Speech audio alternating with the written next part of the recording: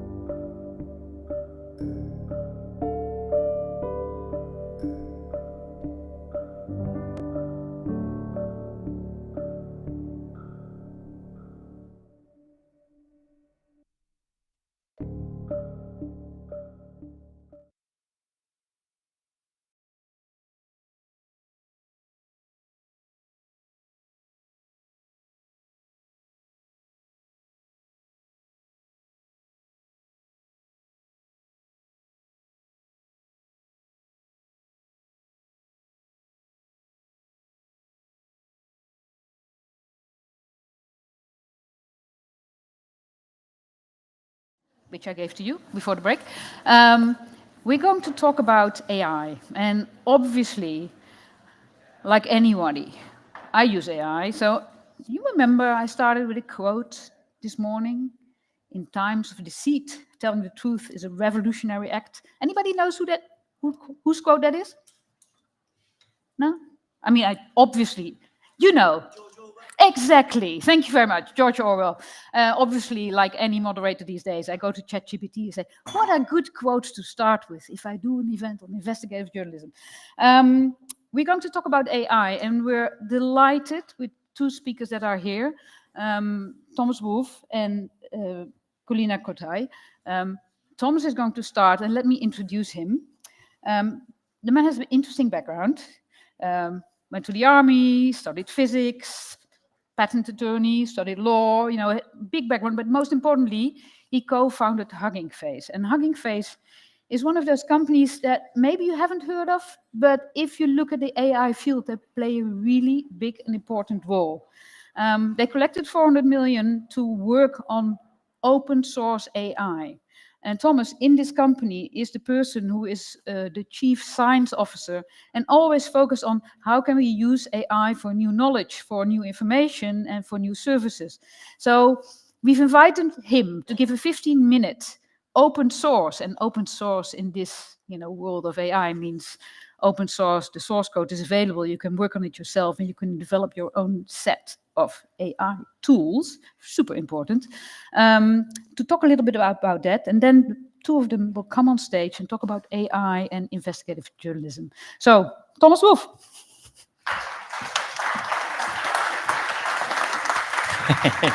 Okay. So the talk I'm going to give you, I gave it actually a couple of weeks ago, may I say, Anna? Yeah, at the TED conference, but it's not yet on YouTube because they took a long time to post-process this and make it look good. It's a very optimistic talk, so maybe a difference with, I don't know, all you're going to talk about today, but I think it's interesting. So almost 1 year ago, we were preparing at Hugging Face for the UK Safety Summit that was happening in London, November 1st, so a little bit more than 1 year ago now. And where basically the whole world gathered, all politics, to discuss about AI and safety, and basically go over all the dangers and the risks of AI. We had Irene Suleiman, our lead politics, trying to cover this. And I think in the past year, and probably a lot of you here knows that really well, we've dived really deep in all the dangers and the risks from AI, from existential risk to much more tangible risk, but also like coming risk, the risk of building bioweapons, nuclear weapons, cyber attack at scales, and even the risk of AI going free and decided to destroy humanity. But today I want to talk about something totally different. What if AI just work? What if, like our other dual-use technology, internet, computers, smartphone, what if AI just become a very useful tool in our daily life that, like the internet, basically start to mediate all our interaction with life? So a lot of you probably came from abroad. You know how when you land in a country and you can't access the network, the internet, you know how lost you feel nowadays?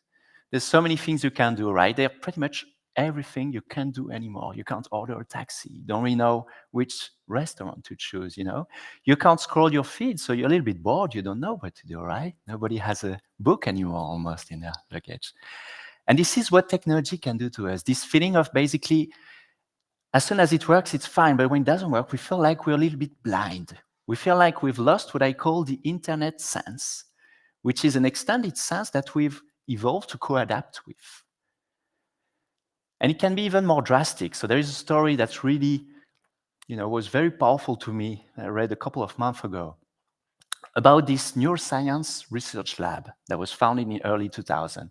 And they invented a retinal implant, could basically bring back a sense of sight to blind people.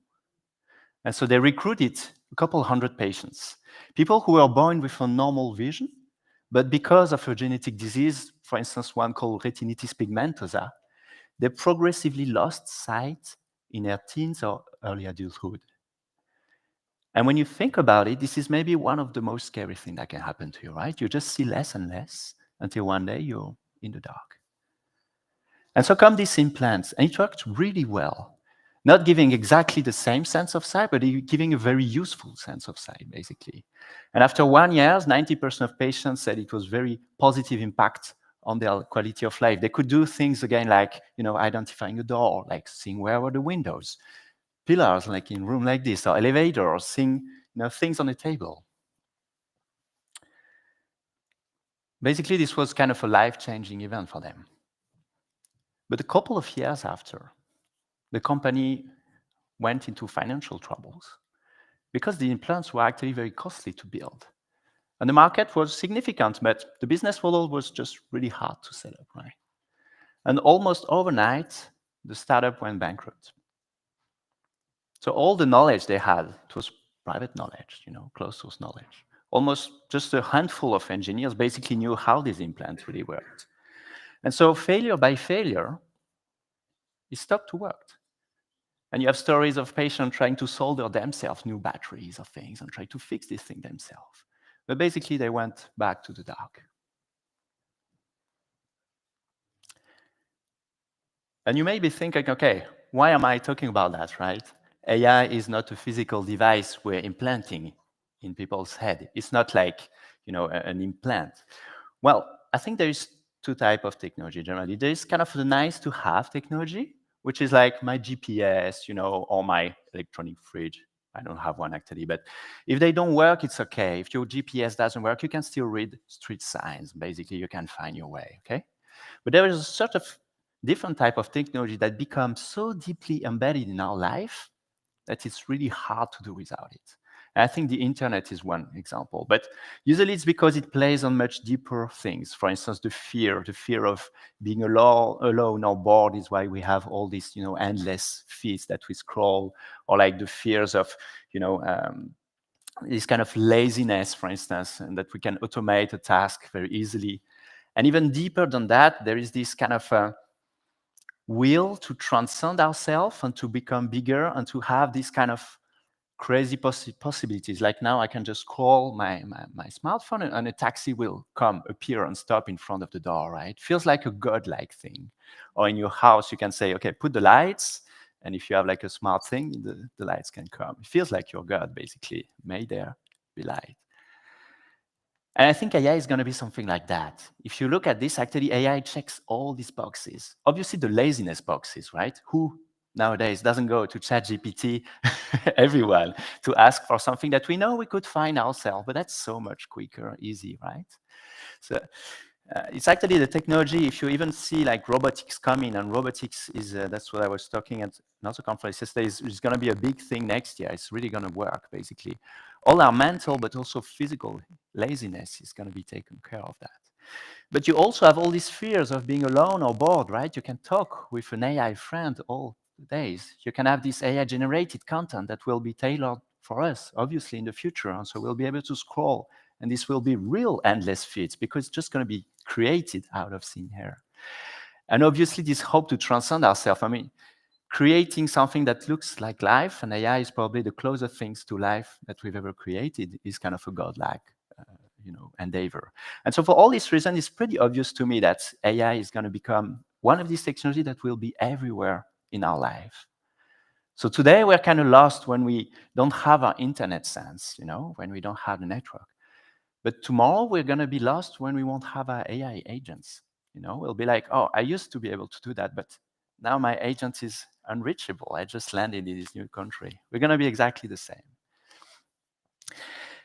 And the second thing that is important to understand is this technology is also extremely expensive to build, just like these implants. Basically, training a neural net and maintaining it, live, is actually extremely expensive. So if you go to the website of the most famous AI company of nowadays, right, OpenAI, you will see there is a full page called deprecation. And this deprecation page lists basically all the models they just removed from the API because it's just too costly to maintain all these models, right?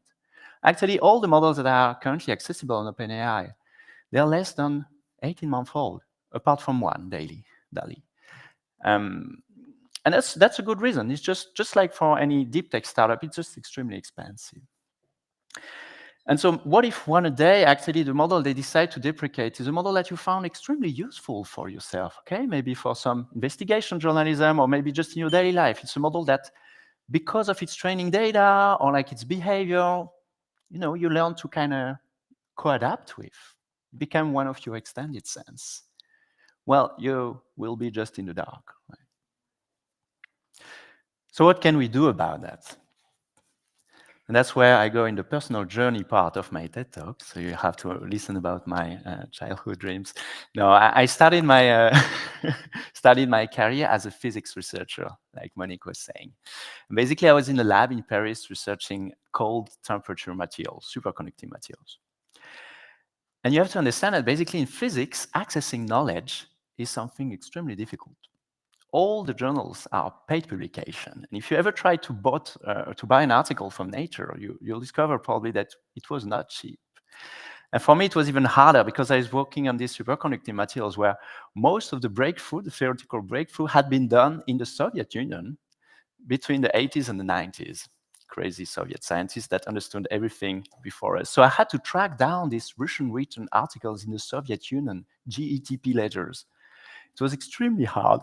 And basically what it taught me, and what I discovered then, was kind of the value of open science, kind of sharing openly discoveries, and how it was a way to really unlock, this catalyze this explosion of creation where you can really start from something that someone has discovered and directly build on top of it.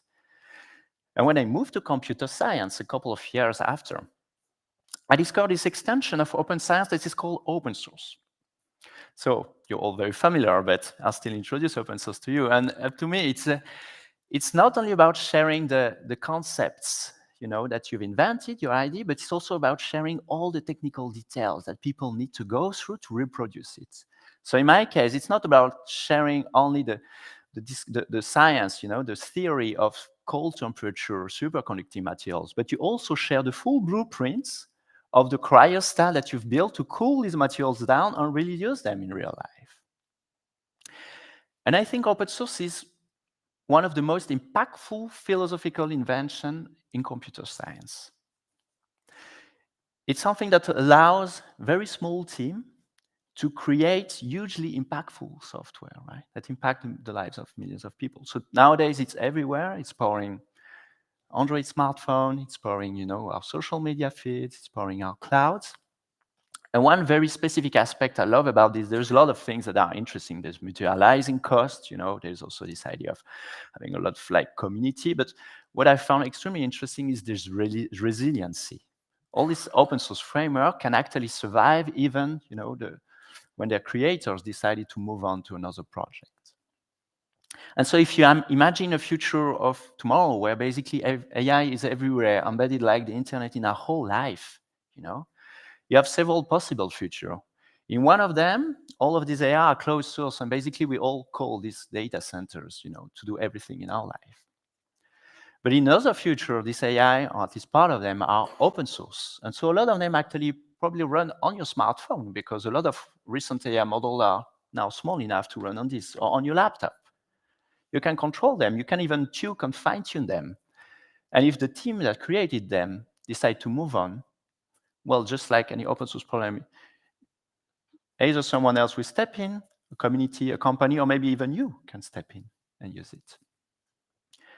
Now, if you remember, I started about talking of the risk and the danger of AI.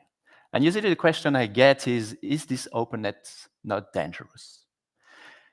And I think this whole year of diving in risk and danger of AI, what we discovered is basically the axis of openness is rather orthogonal to the axis of risk and benefits.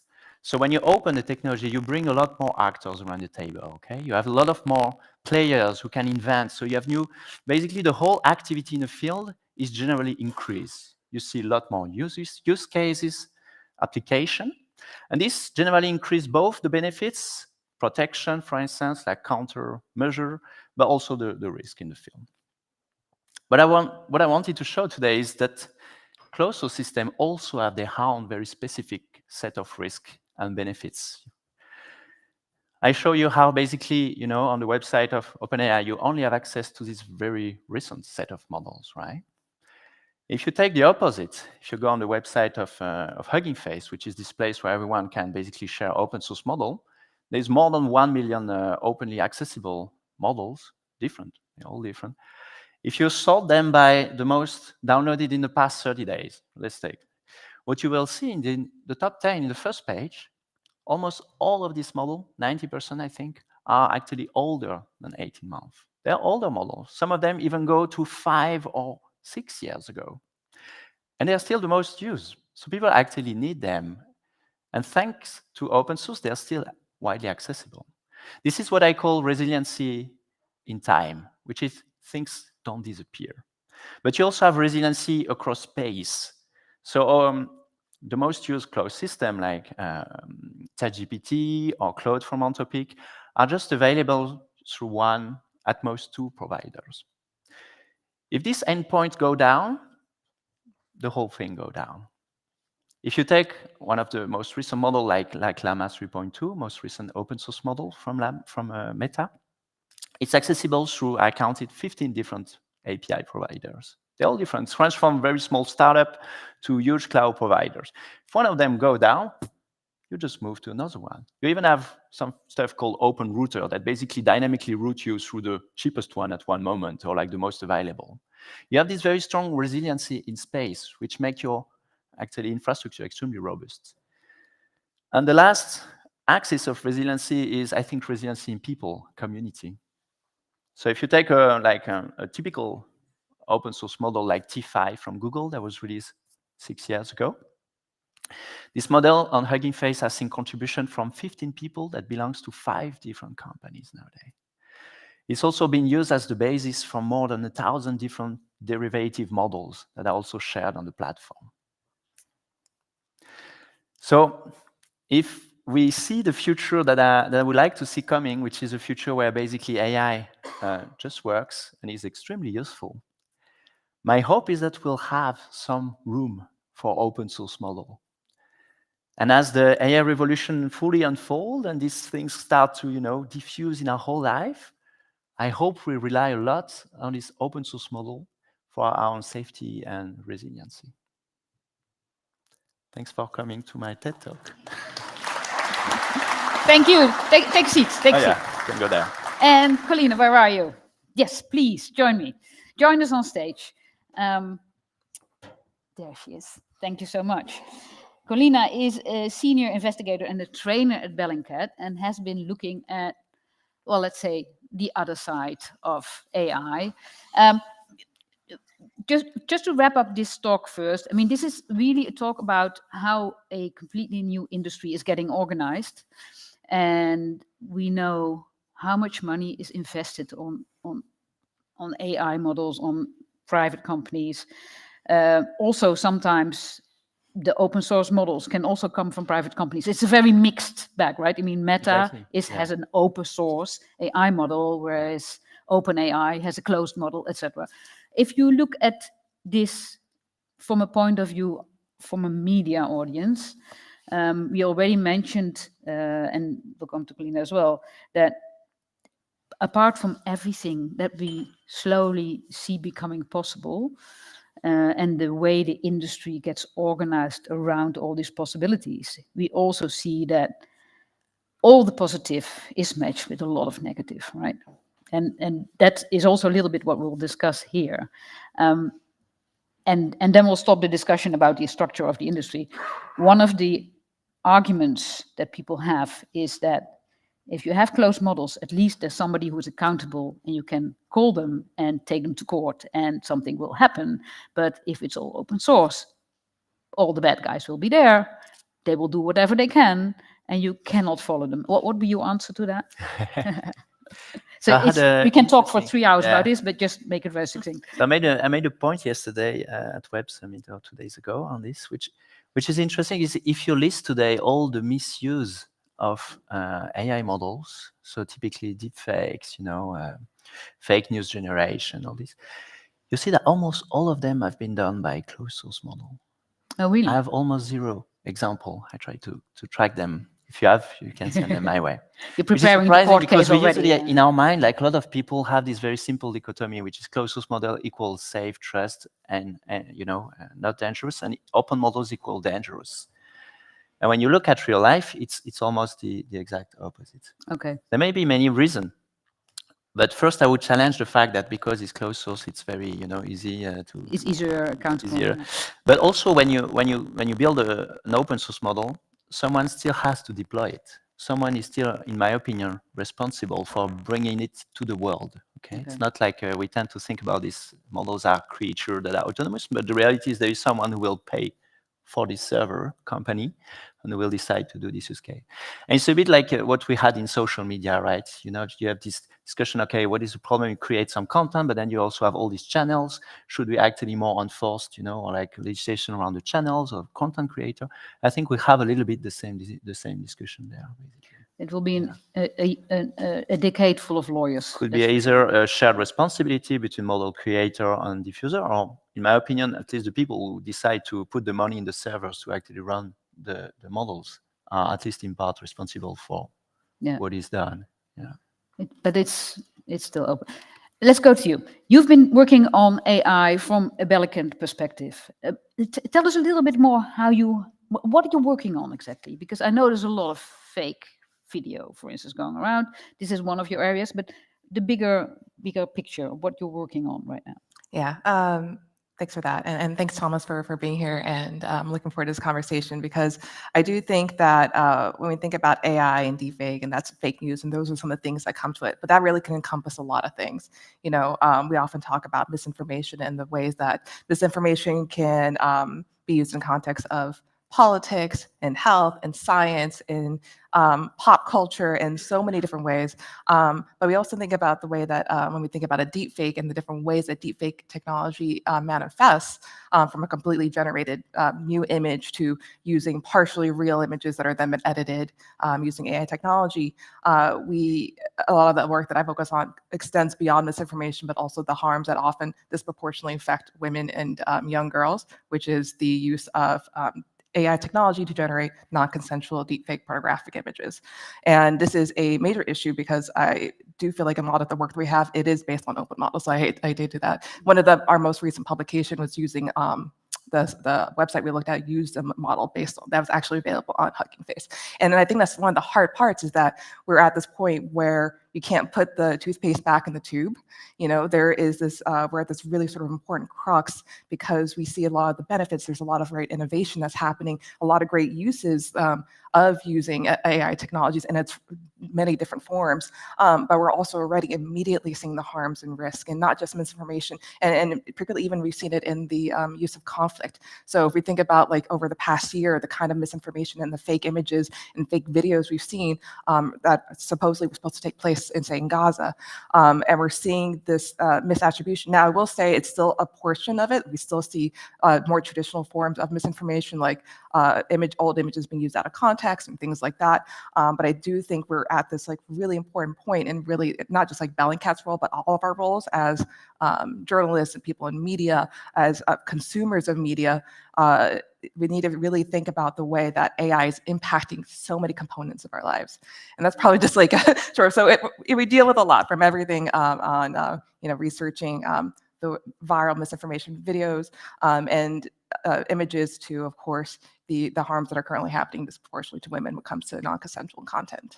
So just maybe you could give an example. One of the, maybe not the worst, but one of the examples you've seen in the last year where for the user it was not clear, or maybe it was clear if it was fake or not, and who was behind it. I mean, are we thinking about frustrated boys putting together stuff on their in their room and then sharing it with their friends, or are we talking about an industry here?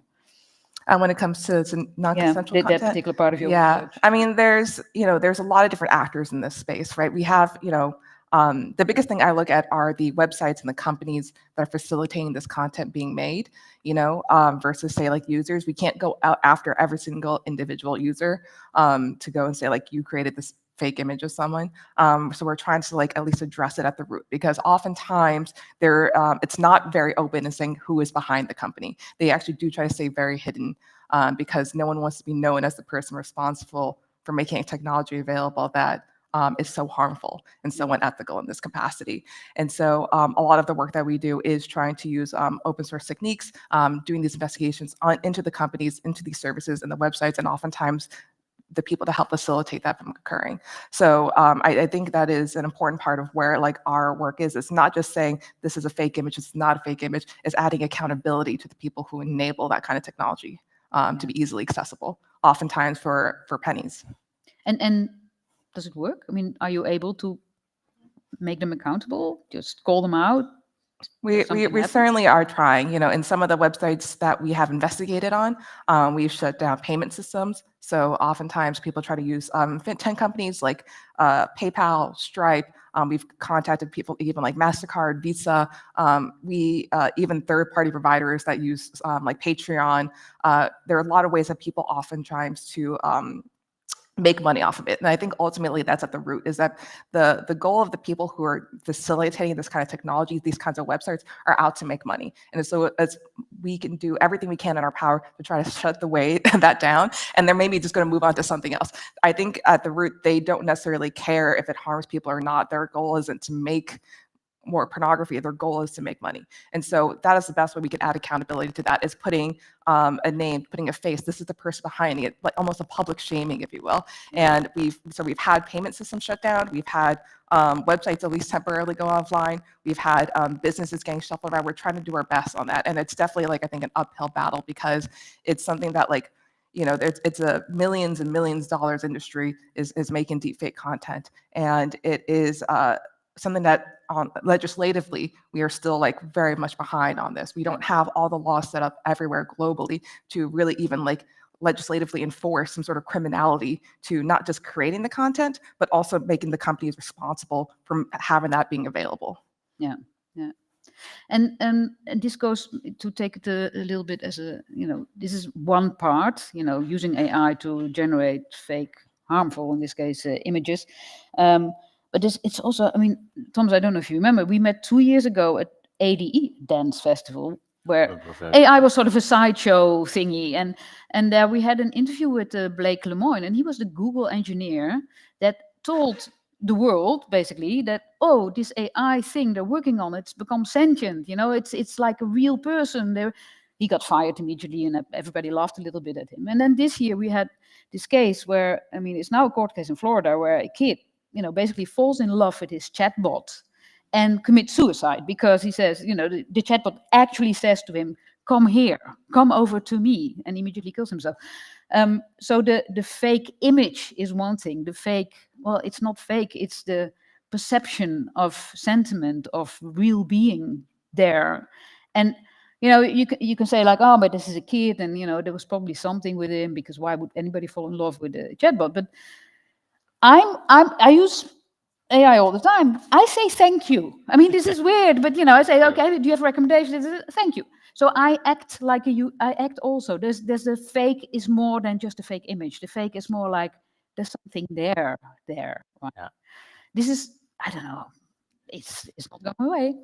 No, it's a great parallel. That's something I worry a lot, which is generally, I think, called anthropomorphization of AI, which is making it, as close that we actually feel like we're talking with human.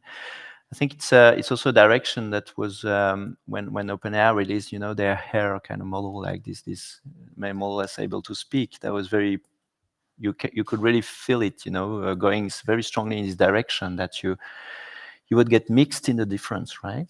I think, unfortunately, myself, I would like to, really use, and that's the talk I'm giving, which is use AI as a tool. Yeah. Seeing it really as a tool we control, we master.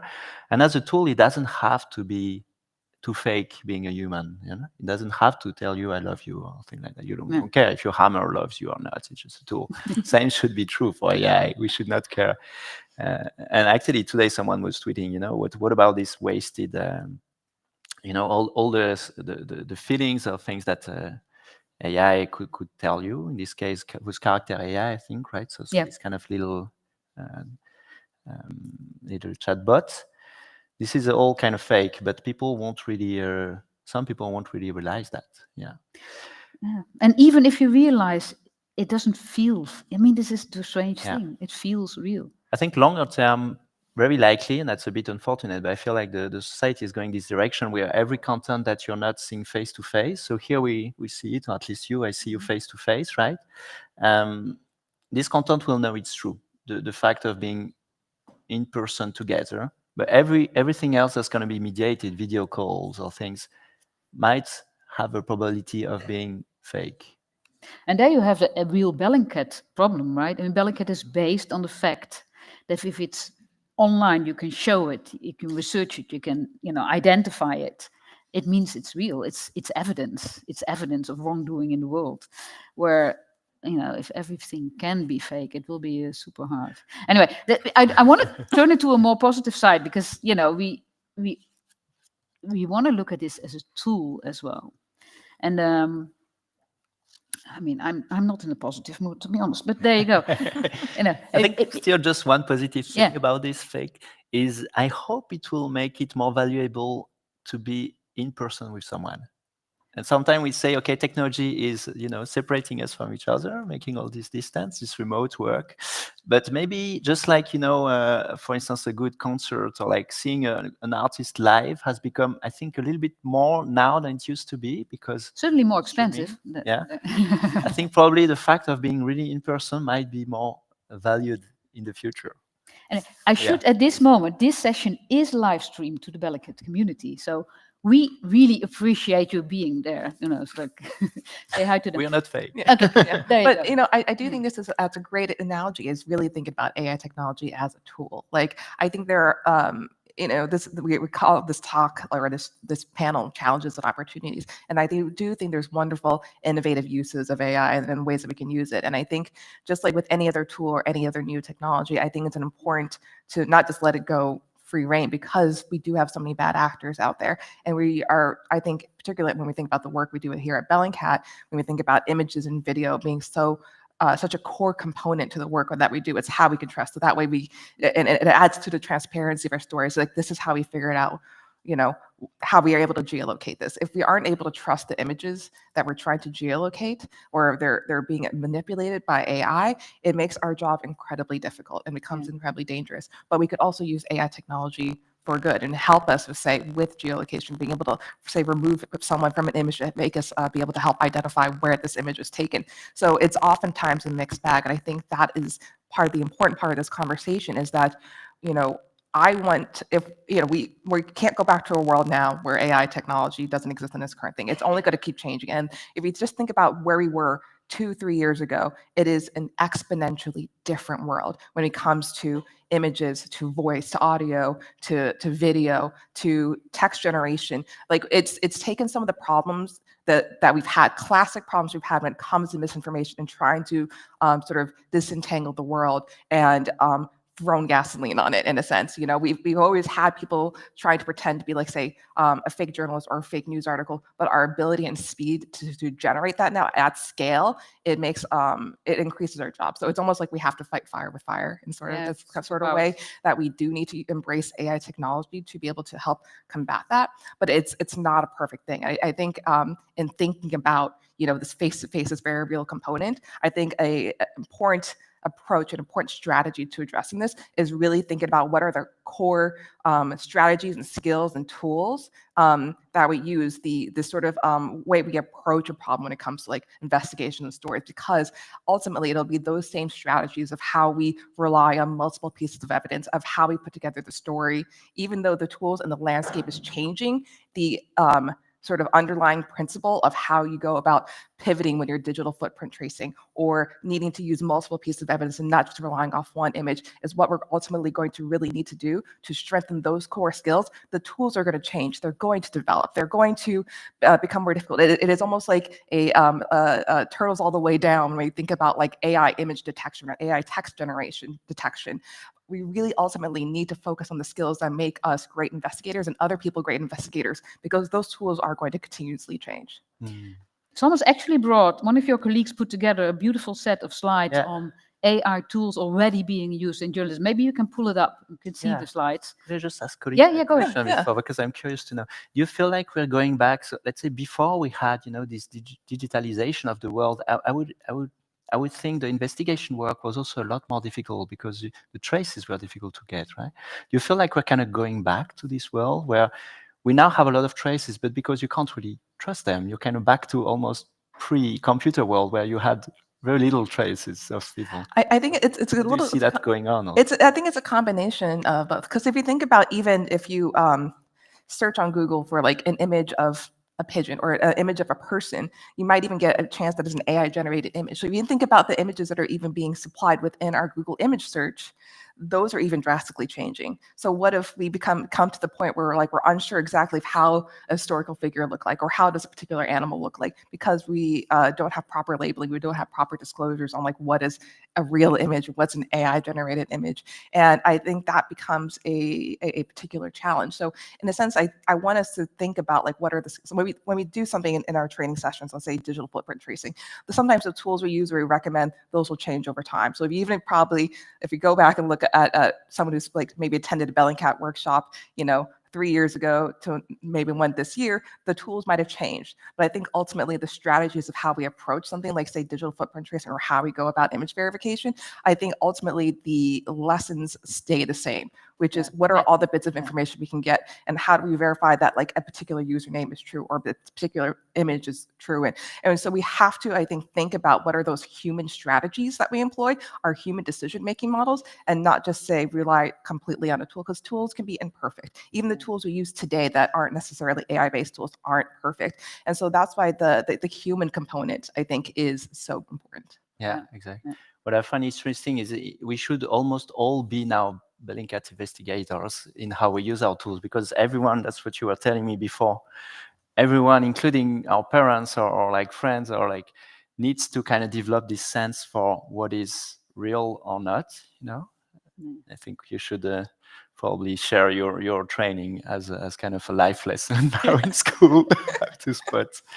So this is a slide deck made by Florent at Hugging Face, who is kind of in charge of all press things, but who also was a professor in journalism school, and who kind of gathered example of tools that can be used for investigation. In particular, example of tools that have been used for journalist investigation. There is a specific focus on open source tools, because that's the one we provide, so we know them better. And I think open source tools also have some specific interest for journalists. I mean, the first one is you can run them locally, so you don't have to send your data to maybe someplace. So it's kind of very useful. But also, if you know a little bit, you can tweak them, you can adapt them. So I think they're really very useful. So maybe what I just do is I go over just go all to of them, because I them. do want to have some time for questions still. And It's then I make a very brief contextualization of each of them. So the first one here were two investigations, which won the Pulitzer Prize.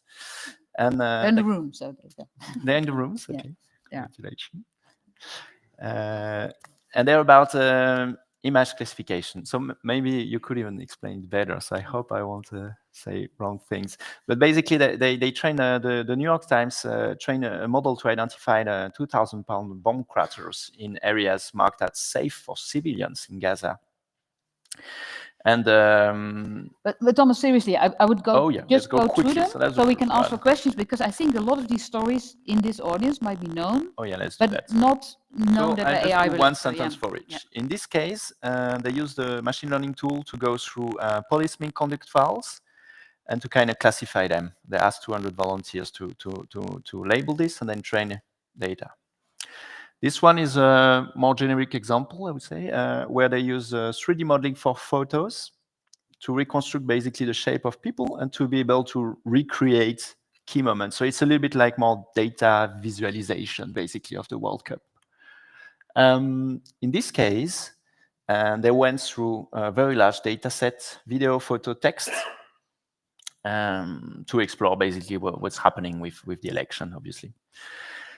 This one was kind of nice because it was the idea to give also access to the public. So there's large public data sets from also the Federal Election Commission, and you can actually explore it with a chatbot.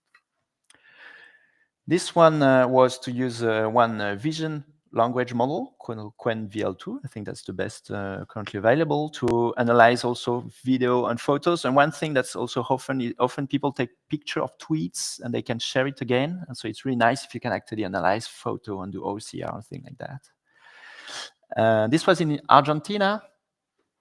This is the largest actually newspaper in Argentina. They also analyzed the legislative change, actually in this case comparing two very large bills proposed and try to, write a summary basically. This one was in France. I think so. I'm not sure actually. Oh no, this was actually.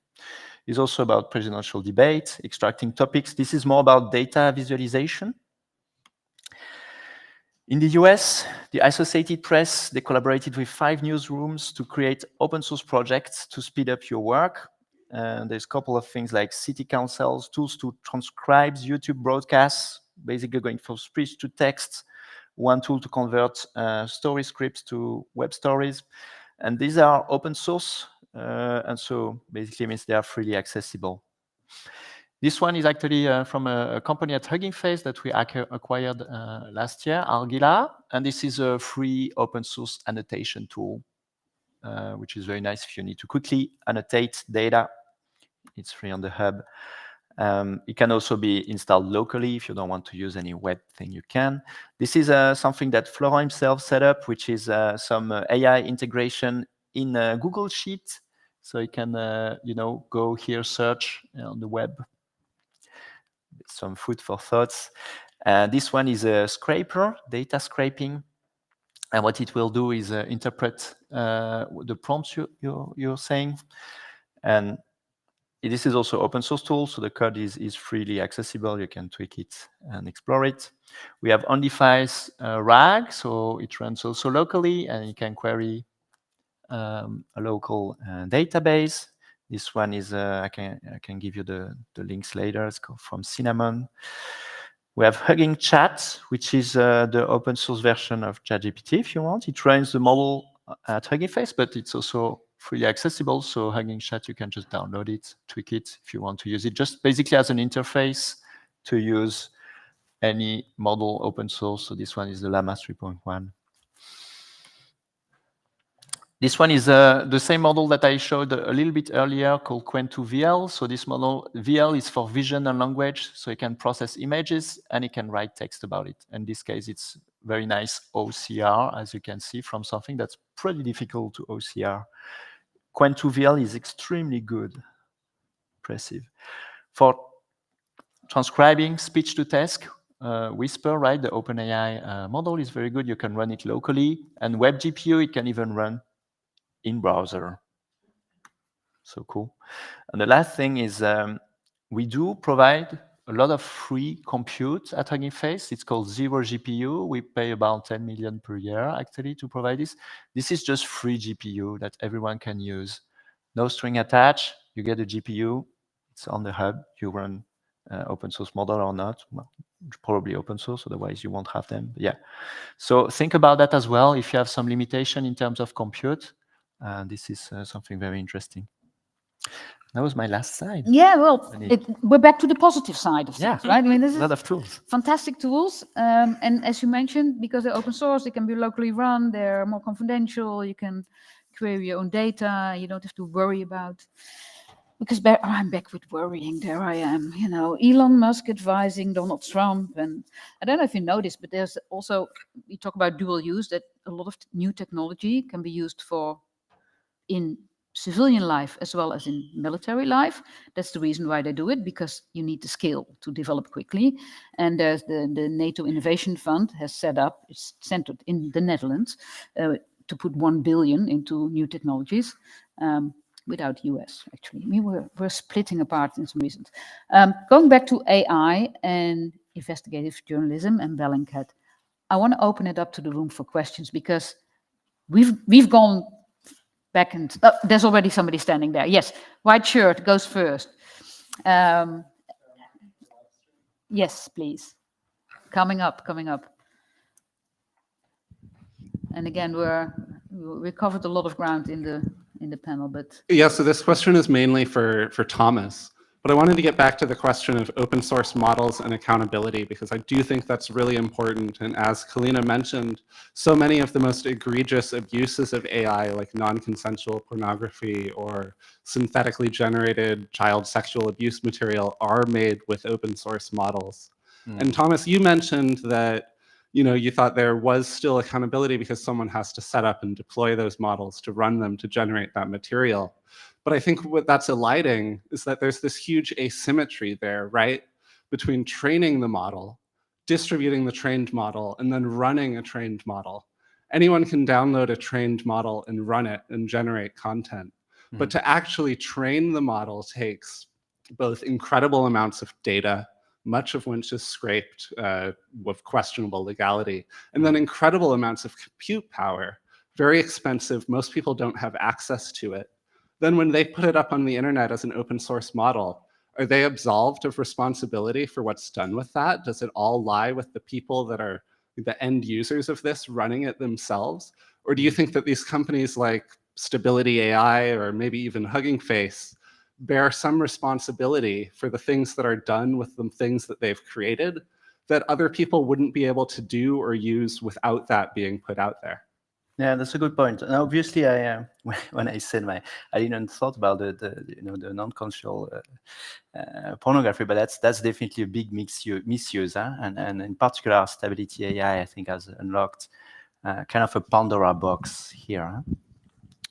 I think the way I see that is there's going to be in the AI world two types of things. There are going to be these very large models that are starting to cost indeed incredible amounts of money to train.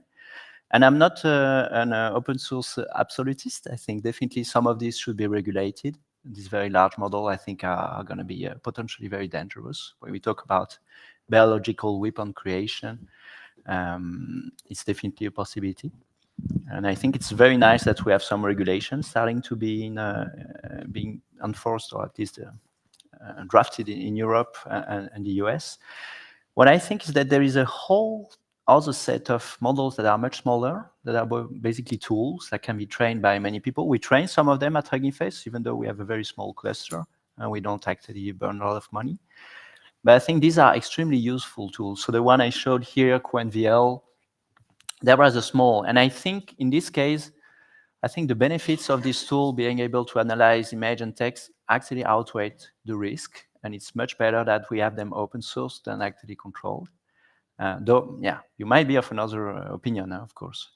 And for, in particular, what I'm specifically familiar with, which is NLP generation. I'm an NLP researcher, so I think for text, I think being able to understand large text database is extremely useful for many users.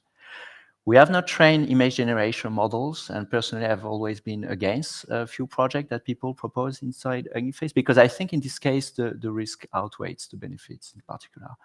The same for speech generation. I think it's one of the things I found quite, potentially dangerous for many reasons. It's usually very anthropomorphist.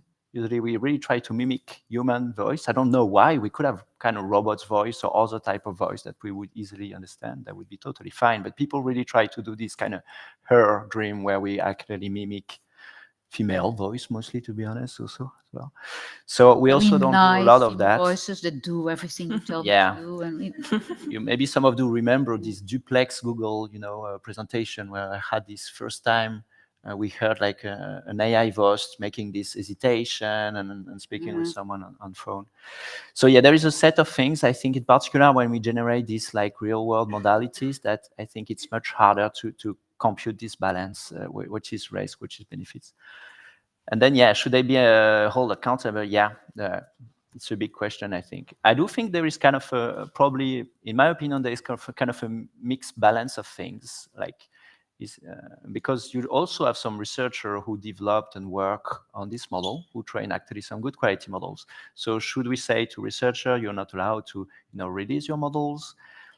That could be one option. But then also I've always been a little bit worried of going too much in the direction of not open science and say, okay, we keep everything closed. I think it's kind of a danger. And my kind of view of the future is I would still rather live in a future where actually everyone can understand AI if it becomes kind of really this fundamental technology. Like to make a parallel with physics, I think it's really nice that everyone can study quantum physics, general relativity, basically what make up our world. And you don't have this barrier, say, oh, sorry, general relativity was developed by Microsoft. You cannot study it. It's trade secret. I think it would be sad, at least me as a scientist. And I think AI, there's obviously this part, which is we understand how intelligence works a little bit. And so a future where everyone can understand that is, I think, much more attractive to me. But yeah, like every knowledge, right, there is some question. Maybe at some point you could say, actually, intelligence is like nuclear weapon, and so we should not. No, just only the people at OpenAI should know how to build it. And then you have to really trust them. And they have to stay there because they all like moving around, so it would be nice to gather them a bit. But yeah, you have probably much more I to have say. the Right, next question go ahead. here next to me, actually. Over here, Monique. There you are. Yes. Hi, I'm Louis from the University of Applied Sciences in Düsseldorf, and my question is on the risks AI poses for open source research, especially considering that most video material that is recorded and used, is, apart from satellite imagery, in open source research or investigations is generally taken on mobile phones, a majority of those being iPhones, which for a long time have used AI technology to enhance the images. And as the technology gets progressively better, doesn't that pose a very imminent risk of being unable to tell apart authentic images from inauthentic images, because it's not pure generation, but especially details, as Carlos and Olga have pointed out to us very often. The minute details, small reflections you can see oftentimes lead to breakthroughs in cases. And those get lost when AI models over existing images. So AI enhancement at the source material is already exactly destroying the validity of the videos. I mean, this is something that's actually, it is currently happening today. So there is a viral incident just earlier this year during the presidential election with an image of Vice President Kamala Harris coming off a plane, and there's a big crowd of people there like welcoming her off the plane. And so this image was just taken off of someone's phone, was posted online, and then very quickly a lot of people claimed that this was an AI generated image and it wasn't really that many people there. And it became sort of like this mixed true story in the component, because while fortunately there were other people there who took photos from other angles, and so we're saying that this is a real photo, but part of the signals that people look for and think whether this is an AI generated content actually came because I think it was like a Samsung phone that took the image and did some like automated AI sort of enhancement technology to it, which distorted the images in certain sections that would give us a signal saying this is AI generated. Yeah. And so even I was on a trip with someone and someone took a photo and apologized like, oh, my phone's got this auto AI thing, and just brightened up the colors and changed it without him having to do anything to the image. And so we are actually at this really important crux that we are incorporating AI in a lot of ways that could actually in some cases be really great, because you're like, perfect, the photo looks great, I can send this out, I don't even need to edit it for it, it's much more enjoyable.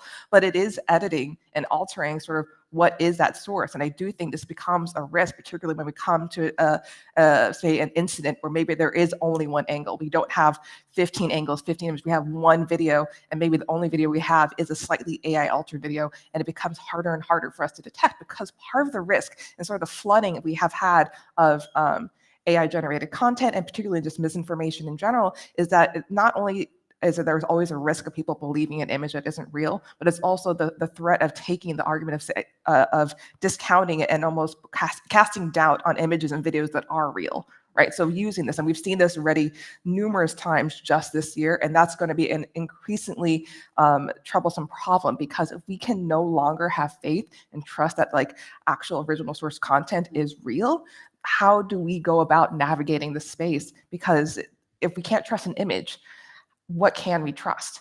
And so that's why there is a risk in that. And that's the difference, I think, also between, we think about AI technology, a lot of this is tools. Tools in an analytic sense, I think, are incredibly powerful, but generative tools, I think, have such a risk to be misused. And of course, there's like very benign and very low stakes applications of generative technology, but we see them consistently being used by bad actors. Bad actors are always going to be out there. And I think that's why, you know, when we think about any technology that's out there, what are the safeguards? What are the regulations? How can we make sure we protect not just the public, but sometimes our most vulnerable populations? And it's true that if you live in the Netherlands, you know you have 3 months of gray skies ahead of you now. But my phone thinks if there's a tiny speck of blue, it will brighten it up to very blue. So good weather all the time. Yes, there's a question over here. Yes, please. My name is Roger. I was intrigued by something you said, Thomas. You said human interactions might become more valuable. Human interactions might become more valuable. That's a hope. That's a hope. I was wondering, in this future where reality is becoming blurred and we're all becomes much more difficult to establish fact or reality, do you also think that verification itself of information or of truth might become more valuable? And if that's the case, how can we find ways to channel some of that back into the groups and people that actually do that verification? I'm sorry, I'm going to ask 2 questions. My second question is, do you see a future where verification could actually be done by AI models? And not, I don't mean detection of fake detection, but the actual craftsmanship of triangulation and all of that. I think the direction that Kolina highlighted, which is, this going in this direction where we try to cross-verify more and more. We need more and more different source, right, with different views of a scene to be sure it's real. It's probably something we're going to do. Maybe we do it already a little bit, right? With fake news, we try to get a couple of sources, and if we see different image, we are more reassured. I was scrolling the other day my early photo on my iPhone that I still have, like 2007. I was surprised how few pictures we took of one moment. Sometimes we just have one picture. I was like, today we would never do that. We'll have 20, and thankfully, because if I have just one, I'm not sure I can trust it. But we could trust picture in these days, so that was okay. But yeah, I think that's one direction, and probably we'll need to have tutorial like this. How do you cross-verify information more and more as part of our education of world? Yeah, you have much more answer than me, actually. There. That's the billion-dollar question, right? I mean, even before sort of, even we go back 10 years, if we're thinking about 10 years of Bellingcat, or thinking about even the sort of the rise of fake news and misinformation really coming to a national screen in the US and also on the worldwide screen, if we're thinking about elections during that year. I think it was at that moment people realized that misinformation is actually an important topic, that it's something that we should focus on, but that is a question of verification. And I feel like everyone and their mother had it a pitch on here's how we do verification. And ultimately, I think there's many different approaches to verification, and I think we need to look at those, embrace those, but I think there's also a very real human component to whether or not we trust that verification at all. Because I think ultimately we all have biases in what content we trust and things like that. This morning as well, when we have a judge on stage, there are some processes in our society where verification is so important because legal consequences will result from the verification, and these still need to be developed in this AI world where we say, okay, but if this, and this, then we say 99% or something like this, right? I mean, we're not there yet. So maybe one reason I'm a little bit worried of really formalizing this verification process and making it algorithmic is I'm worried it might become like a target matrix for some people. And we discovered that the hands were not well generated, and then it became a focus of the new model creator. So if we say, oh, now we want to be able to cross, have 4 different views of one scene, I don't want this to become part of, how you generate image. So for now, the more human it stays, the better, I would say. All right, another question. Yes, over there, this one. Which one did you point out? I pointed that way, but I've got light. Yes, please. Yes. Hello, my name is Muhammad. I would like to raise a few questions and just keep them listen. short. Keep them short. Google is, I have the feeling that Google is feeling a little bit behind in the AI. And now we have alternatives. We have Perplexity, ChatGPT, they have internet research, and Meta recently they announced they have their internet engine. The issue is that they re-indexing. They are not crawling and scraping. They are re-indexing the internet. And I don't know in the future how we will use to use Google, and we know exactly how Google index, and we know how to read the cache and everything. But what will happen in the future, I have no answer for this. Secondly, what about the nations that they don't speak English, nor Spanish, nor Chinese, nor Russian, not the languages which is the AI now is excellent at? What about the local languages in Africa? What about Arabic, where the informal language is way Okay, so different that's than the two formal? different questions. Yeah, That's it. Enough, I think. all right. Search and languages. Let's go for search first. There's obviously a lot happening. I think there's a lot happening in search, which is not Google. So there you go. AI search is being launched left, right, and center right now. I'm going to add one question. You talked about re-indexing the data of the internet, and there is a general feeling that Europe is one of the regions where there is some regulation, at least, and there's a feeling that's a good thing that those huge AI companies cannot just scrape any kind of data, and they need permission for that, etc. The feeling is that that's a good thing, and just as a contrary opinion, I would like to say, as a result, we have American models, because the European or Asian or African internet is not scraped as heavily. It's not. You can feel it when you generate text. You can see it when they make pictures. They make pictures into video. You have Asian people laughing in an American style because the model is based on all this American material. Anyway, this is going back to search. What is the future of search? And is there anything that we can solve here right now on this stage immediately? No.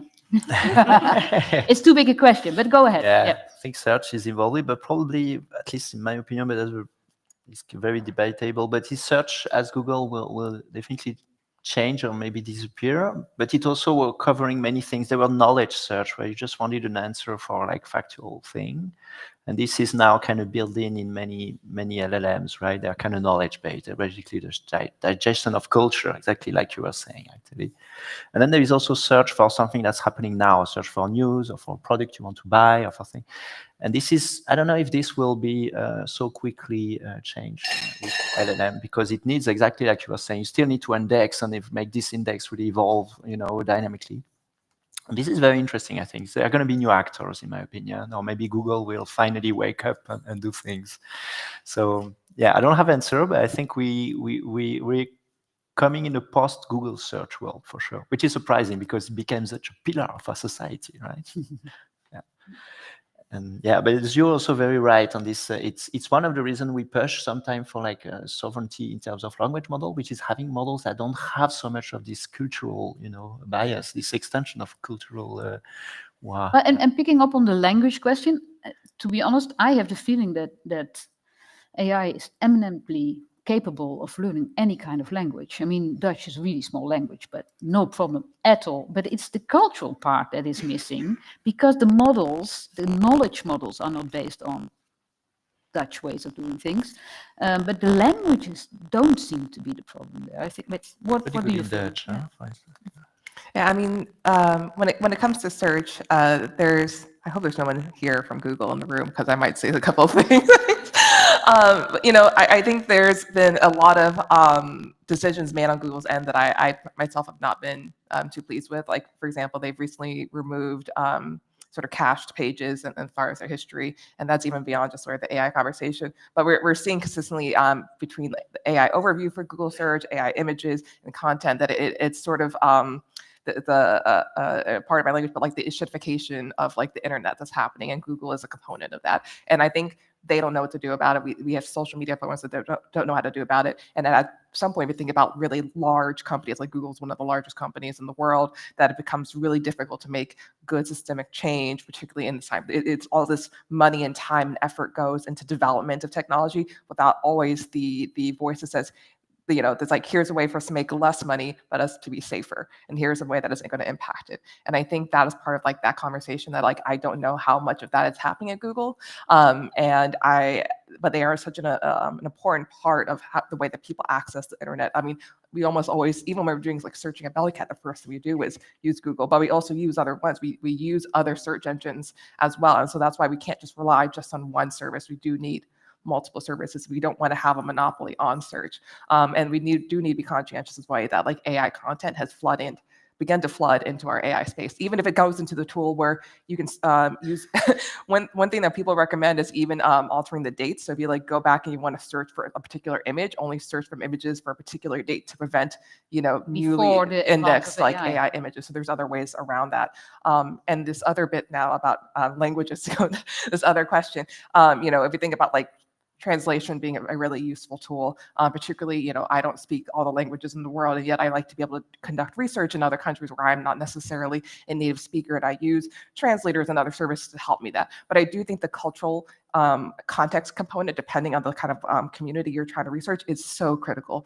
For most of my career, I focus on researching anti-vaccination activists and misinformation communities and the way that they're able to navigate in spaces that they're oftentimes against like moderation. And so oftentimes communities and spaces, particularly when they're worried about moderation, develop their own languages, their own codes, and being able to talk to other people within that space. And so we see this happening, as some of our speakers talked earlier, this will happen in other languages, in other communities, particularly conspiratorial communities. And so I think having that cultural and contextual knowledge and expertise that isn't necessarily developed by or can be identifiable easily by a natural language processor, that's done by humans, by spending time in that community, in that space.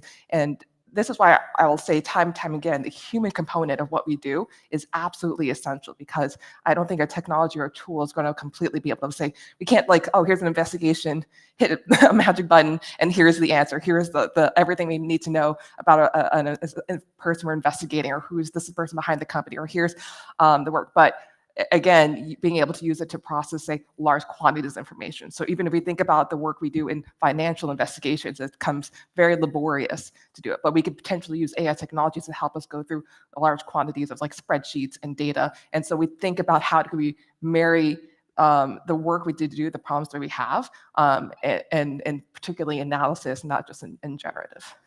Monique, can we squeeze in one more? I see this sir. I think we can have one more question. How many people still want to? There's one over there. I see this Mr. had his hand up for the whole time. Go ahead. Thank you. Yeah, I can't see everybody.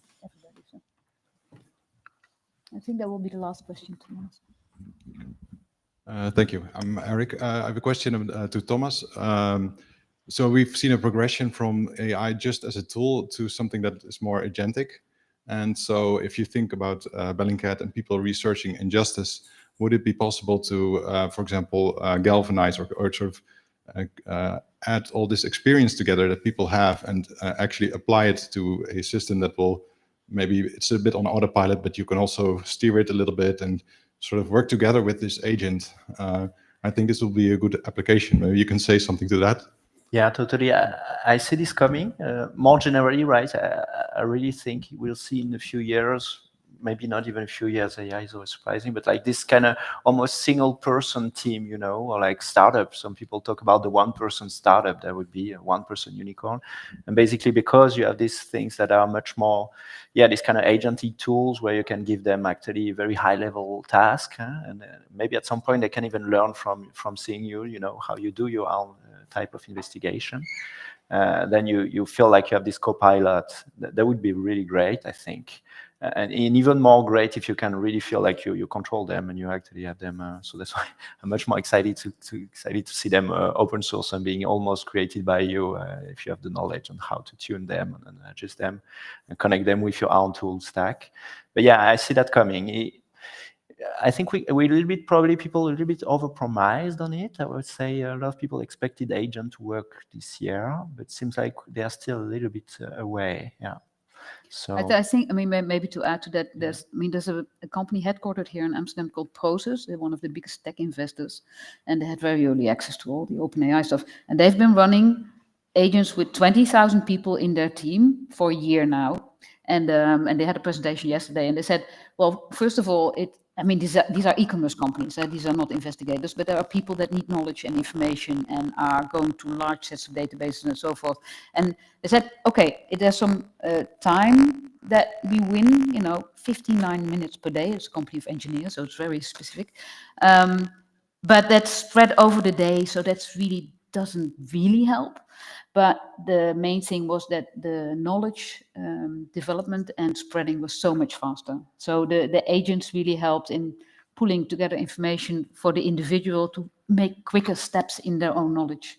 So that's, people are starting to experiment a lot with them, and that's 20,000 people. So yeah. In particular for all coding tasks, I think today it's really stupid to not use AI. It's really incredible sense. I'm just checking with Elliot. Do you want to have one last question? Because I know you had questions before. I saw them. Because I think after the 10 years of Bellingcat, where open source investigations were based on all this information that came online and could still was not AI generated for sure.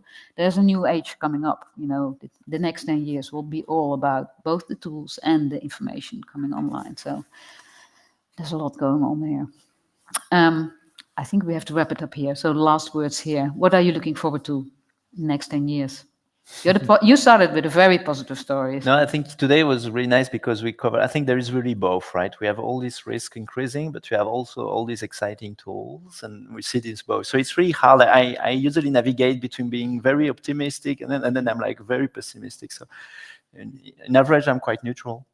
But keep working on the open source sharing and the science, getting knowledge out there. Staying grounded in real use case of today is a good way to keep some sanity in this world. Like I want to do that. Is there a tool I can use? I think at least for me, it's the way I really stay sane.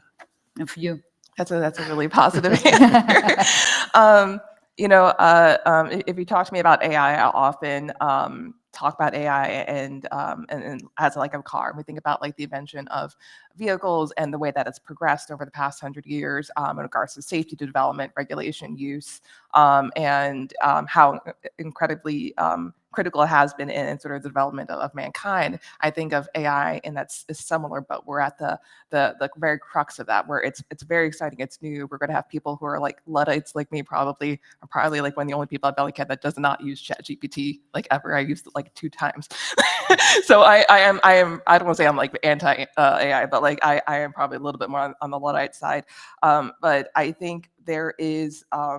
You obviously cannot deny the impact, the positive impacts a vehicle has, but there's also a lot of negative impacts. And so, when vehicles were first developed, they didn't have brake lights, they didn't have seat belts, and it was I forget which car company started with brake lights as sort of its new invention. Became so useful, so important. This like safety regulation that took additional time, resources, money that other car companies later on adopted it, and it became regulation that you have to have a car with working brake lights. And while that could have been seen as something that was like, oh, this is a regulation that's going to stifle the development of cars, or it's going to cost more money, ultimately it was a better cost-saving safety feature that was necessary and something we can't even imagine now using. And so I want that future when it comes to AI technology, that I don't necessarily, at this point, we can't quash it.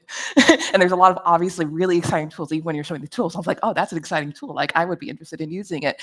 And, but I want us to be safe in doing so. And I think that's the important part, is how do we, as a sort of a takeaway, make sure that when we go like 100 years from now, we're like, oh my gosh, the brake lights, that was such a good thing, and set a standard for all other cars. What is the standards we're going to start putting on like different AI models that become the standard for AI models, that doesn't make it feel like it's stifling it, but making it safer and better for everyone. And that's what I hope we can see in the future.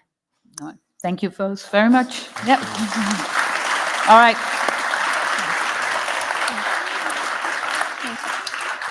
We're taking a 30-second break, and then we go on to the next session. Thomas, you.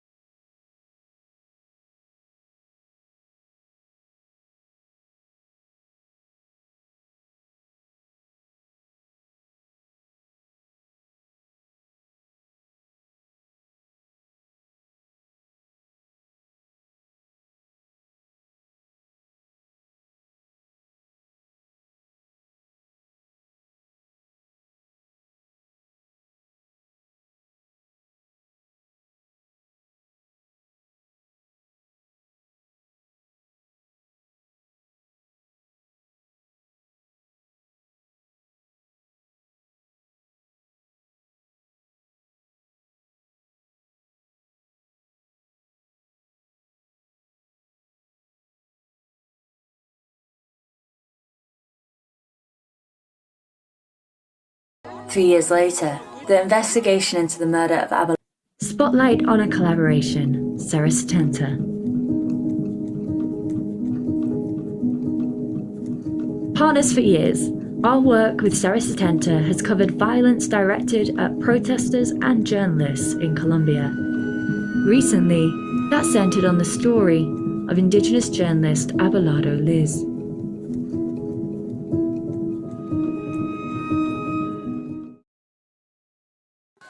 The army has just left, but the shooting continues. The man who records the soldiers with his camera doesn't run away. He is Abelardo Liz, an indigenous journalist who seconds later will film his own death. It happened on August 13th, 2020, during the eviction of hundreds of indigenous people occupying some land owned by a sugar mill in Corinto, in northern Cauca, Colombia. The indigenous community claim that Abelardo was killed by the army, but the army denies it. Es de resaltar que las tropas del Ejército Nacional nunca accionaron sus armas de dotación en contra de la comunidad indígena. Moreover, they stated they only opened fire in response to an attack by dissident groups from the Revolutionary Armed Forces of Colombia, FARC. 3 years later, the investigation into the murder of Abelardo Liz remains at a standstill, even though there appears to be enough evidence to find some answers and rule out some other versions. Abelardo Liz was 34 years old. He worked at the radio station Nación Nasa Estéreo and was part of the communications network of the Indigenous Council of Corinto. On the day of his killing, Abelardo, who can be seen here in a yellow t-shirt and rag over his head, was covering with his own camera a land eviction operation in the Quebrada Seca farm, which is 3 kilometers from Corinto and owned by the Incorca sugar mill. The police and the anti-riot squad ESMAD took part in the operation.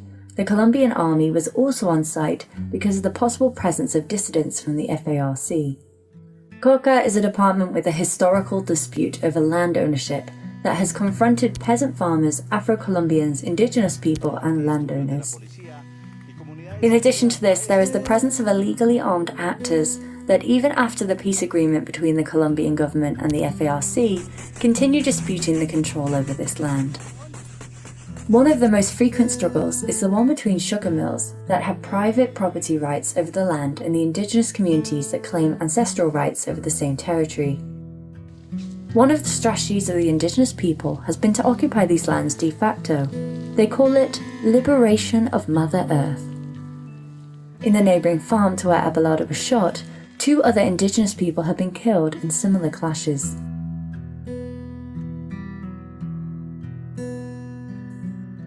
On August 13th, the army soldiers were divided into 2 platoons, Aguia and Butra, the first one under the command of Sergeant Carlos Alvarez Rodriguez. The Aguia platoon monitored the eviction from the area known as Las Piramides, about 800 meters away from this dirt road. Around noon, the eviction operation ended, and the Aguia platoon began to descend in this direction. According to their own statements, around this point, they diverted into the corn crops after some 50 indigenous people allegedly blocked their passage. But the indigenous community claim that the army deviated in an act of provocation. However, there is no record of this moment.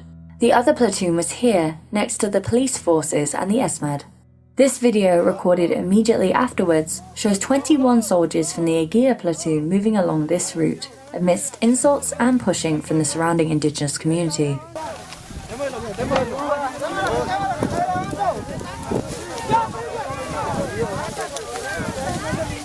When they reached this road, some indigenous people blocked their way, and the platoon was divided. 12 soldiers made it across, and 9 others were fenced in. This man appeared to steal a large knife from this soldier, who remains in the rear group. Some members of the indigenous community surrounded and seemed to threaten the soldiers with machetes. This man grabbed a soldier's rifle and struggled with him. It is Jose Ernesto Riviera. He and Abelardo Liz will be deadly wounded in the next minute. Sarah Setenta and Bellingfest analysed 118 videos filmed that day, 16 out of which were recorded during the 67 seconds the shooting lasted. We synchronised these videos by matching the sound of the bullets. We consulted two audio forensic experts, Stephen Beck and Dr. Robert Mayer. Their analysis offers more information about details not visible in the videos during the minute the shooting lasted. The version from the army is that they responded to enemy fire. However, our analysis shows the army appears to have started the shooting. The first shots heard in this video correspond to an M60 machine gun, followed by Galil rifle shots.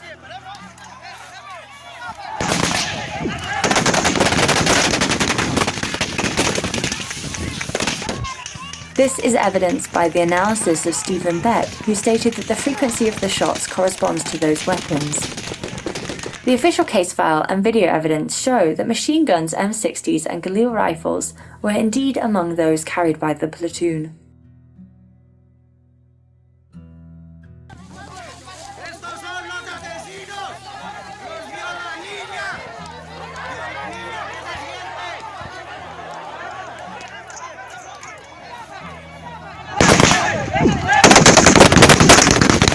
In the midst of the shooting, the rest of the platoon managed to cross the road. None of the soldiers appeared to seek cover under the alleged enemy fire. Immediately after, this video recorded by Abelardo shows at least 3 soldiers firing into the ground very close to where the community was. As they fired, they moved away from the road. These images contradict the version of the soldiers who stated that they did not shoot at the community or carry out any dissuasive shots. About 25 seconds after the shooting started, we hear members of the community shouting that someone had been wounded. According to the official case files, only 3 people were reached by bullets during the whole shooting: Abelardo Liz, Jose Ernesto Riviera, and Julio Cesar Tombo. Right at this moment, we see Abelardo and Julio standing uninjured here. This leaves Ernesto as the possible person that was wounded during the first episode of the shooting. But further investigations are needed to confirm this. However, it is unclear why the soldiers denied having fired dissuasive shots. This raises questions as to what really happened and what level of training the platoon had received to manage such situations. Forensic science expert Maurice Tibble-Binns, Special Rapporteur on Extrajudicial Executions of the United Nations, says that the soldiers acted outside the norms and parameters established by international standards for the use of force by law enforcement officials. In doing so, they violated the requirements of legality, necessity, proportionality, precaution, and responsibility, including, for example, by using highly lethal weapons of war to disperse a demonstration. The shooting paused as the soldiers retreated, and these 3 videos registered 11 shots that, according to experts, could have come from a location different to the one occupied by the soldiers, which were here and here.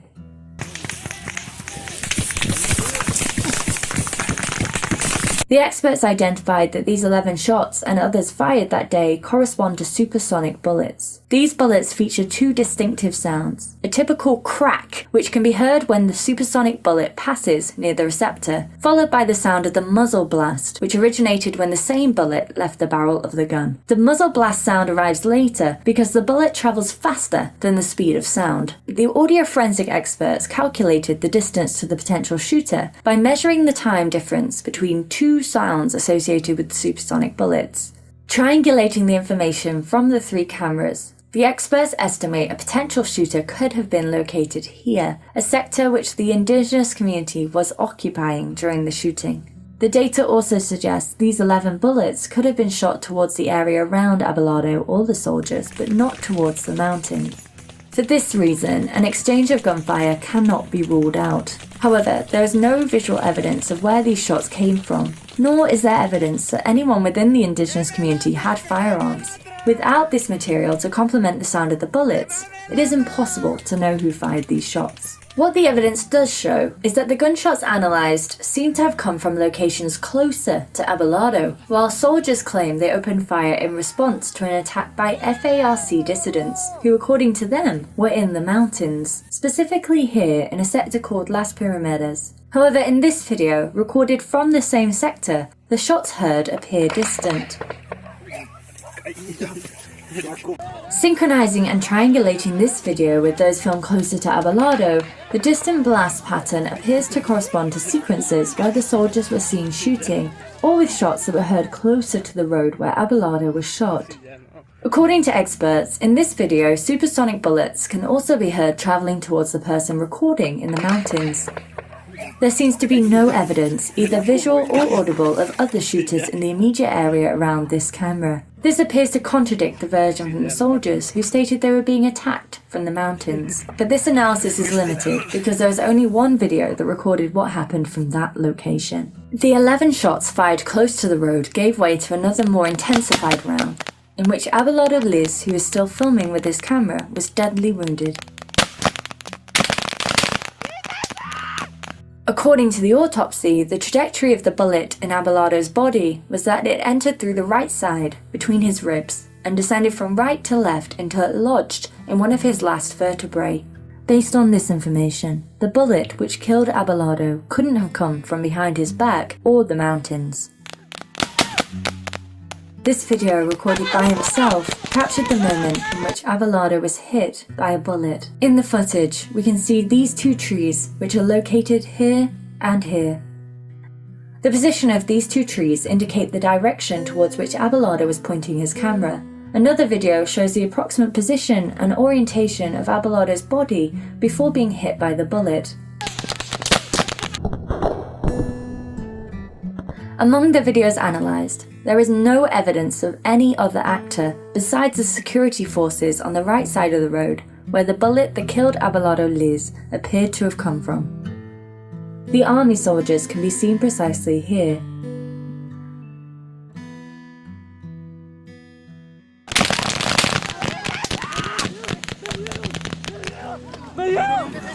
The autopsy and ballistic reports prepared by the Colombian National Institute of Legal Medicine and Forensic Science, which is the entity in charge of the investigation, indicate that the bullet recovered from Abelardo Liz's body was likely fired by the same type of gun carried by the soldiers that day. However, the forensic team couldn't determine whether or not it came from any of those rifles, citing that there were not enough microscopic marks or striations on the bullet to establish who shot him. On August 13th, the day ended with 2 dead men and 1 injured. The indigenous journalist Abelardo Liz, community member Jose Ernesto Riviera, and Julio Cesar Tumbo, who was arrested at the hospital and charged with land invasion. But he has not been convicted. There appears to be no records of wounded soldiers by knives or firearms during the events analysed by Sarah Stenta and Bellingcat. In response to a request for public information made by this journalistic alliance to the army, the commander of the High Mountain Battalion No. 8, Lieutenant Colonel Jorge Amando Rojas, assured that the disciplinary investigation into what happened that day was carried out by the same battalion. However, he added that the investigations had been already archived since they found no evidence of disciplinary offences by any of the soldiers. He claimed that the work of the police and the army was interrupted by illegal armed groups that carried out flagrant violations against international humanitarian law and human rights by shooting at the troops and the civilian population. 3 years later, the case shows no significant progress in the Attorney General's office, which has much of the video and testimonial evidence analysed by this journalistic team. The forensic evidence in the case seems to be limited to 19 gun shells despite a larger number of gunshots heard during the incident.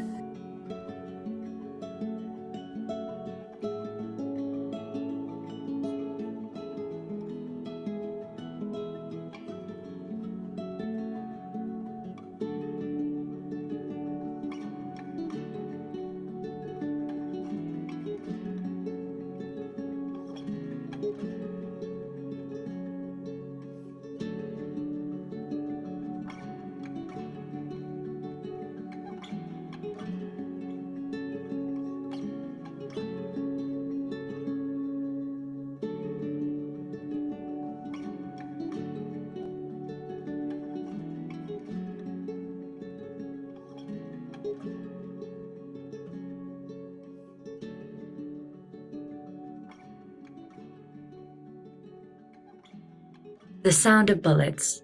Who killed journalist Abelardo Liz?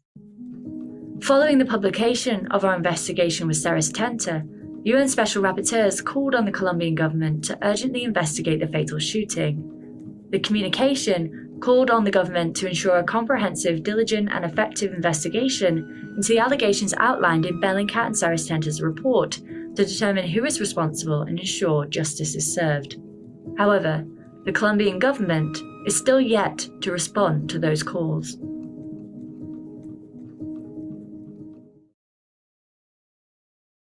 Following the publication of our investigation, we were given the opportunity to spotlight the special investigative techniques we used in an exhibition. The exhibition was called Visual Investigations and was happening at the Architecture Museum in Munich.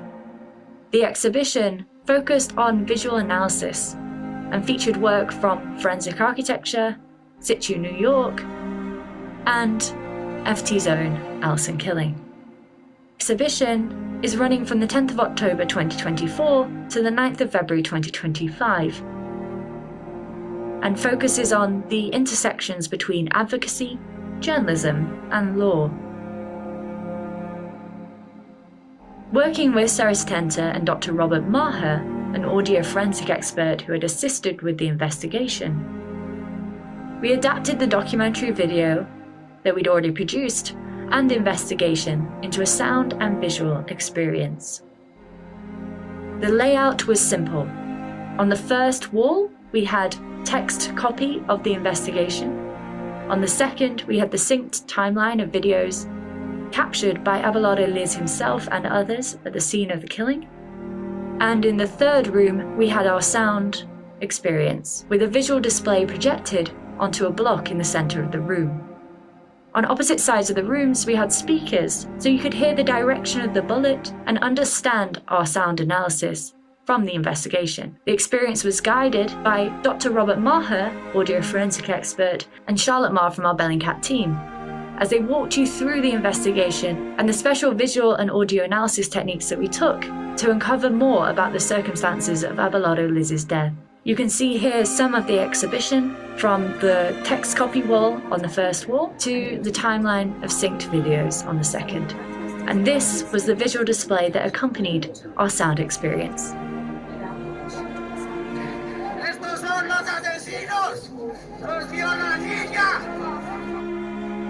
The exhibition is still open. Go have a look at all the incredible exhibits, focused on open source research and visual analysis.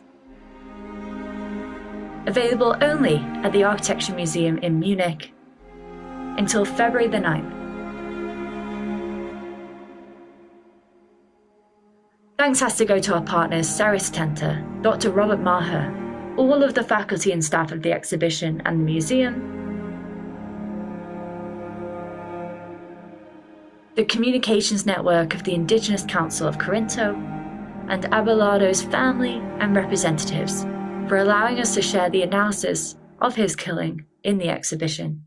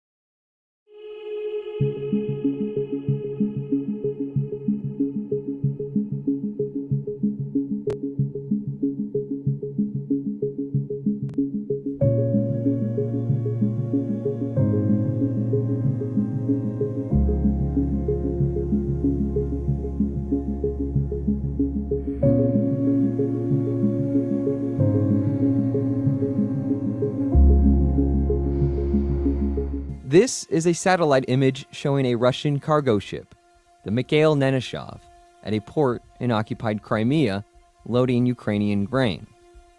This is that same ship on video as it passes through the Bosphorus Strait in Istanbul, Turkey. And this is another satellite image showing the Neneshov at port in Iran, offloading the same grain. The Neneshov and its path from occupied Ukraine through Turkey and out to the international market is part of a systematic, years-long effort by Russia to profit off of grain harvested from occupied Ukraine, robbing Ukraine of one of its most valuable resources and reshaping the global grain market. Working with Bellingcat and Lloyd's List, and using satellite imagery and shipping data, Scripps News has found suspect ships that have taken grain from Sevastopol dozens of times since the start of the invasion, feeding into expanding Russian ship transfers in the Black Sea.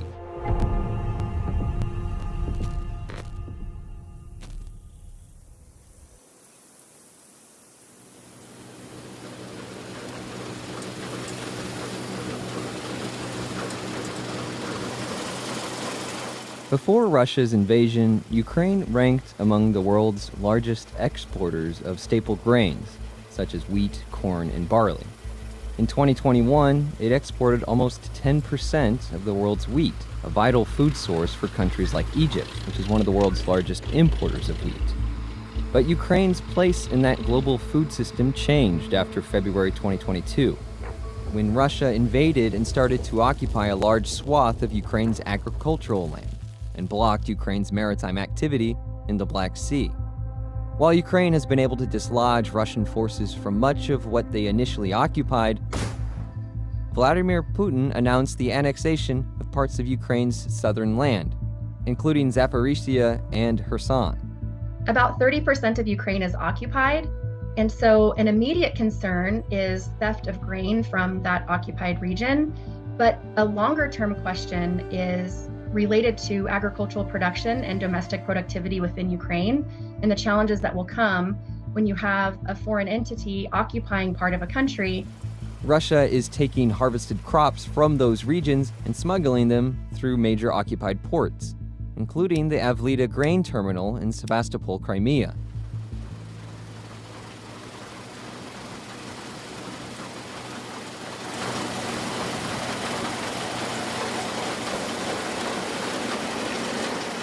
Сьогодні ми на нашому полі. Це врожай пшениці 2023 року. Пшениця в цьому році дає нам по 60 центнерів з гектару. Пшениця – це золото України, яка поставляє пшеничку не тільки в Європу, а весь світ. Ми на цій території, на цих полях вже ось на оцих на всіх працюємо 15 років. Вирощуємо ми зернові, пшеницю, ячмінь, кукурузу, гречку, сою та сонях. Сьогодні ми працюємо, збираємо пшеницю, бо в нас на Україні кажуть, що хліб всьому голова. Заробіток по пшениці зараз упав. Упав і практично це відсотків на 60. Наша територія конкретно, це поле, на якому сьогодні зараз стоїмо, воно знаходиться 6,5-7 кілометрів до границі з Росією. З території Росії йдуть постійні обстріли і мінометами, і важкою артилерією. У нас в Білопілля обстрілювали градами.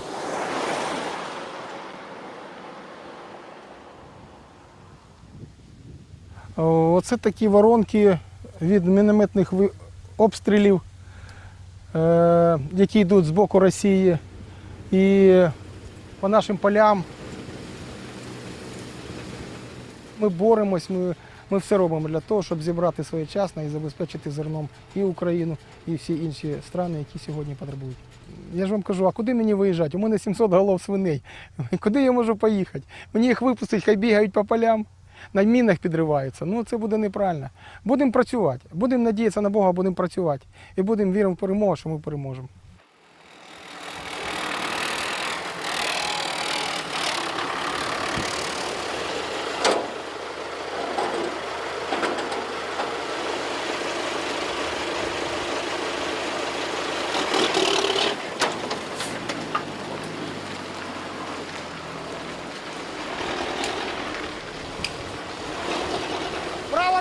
Михайлович, вправо!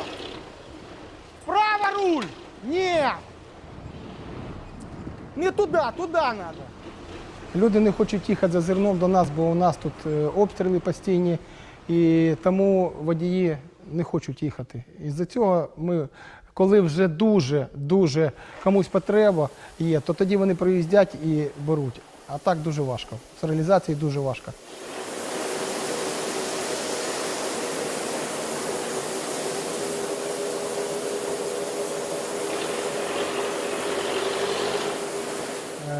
Я не знаю, як буде цього року по реалізації зерна, бо з кожним днем все важче і важче.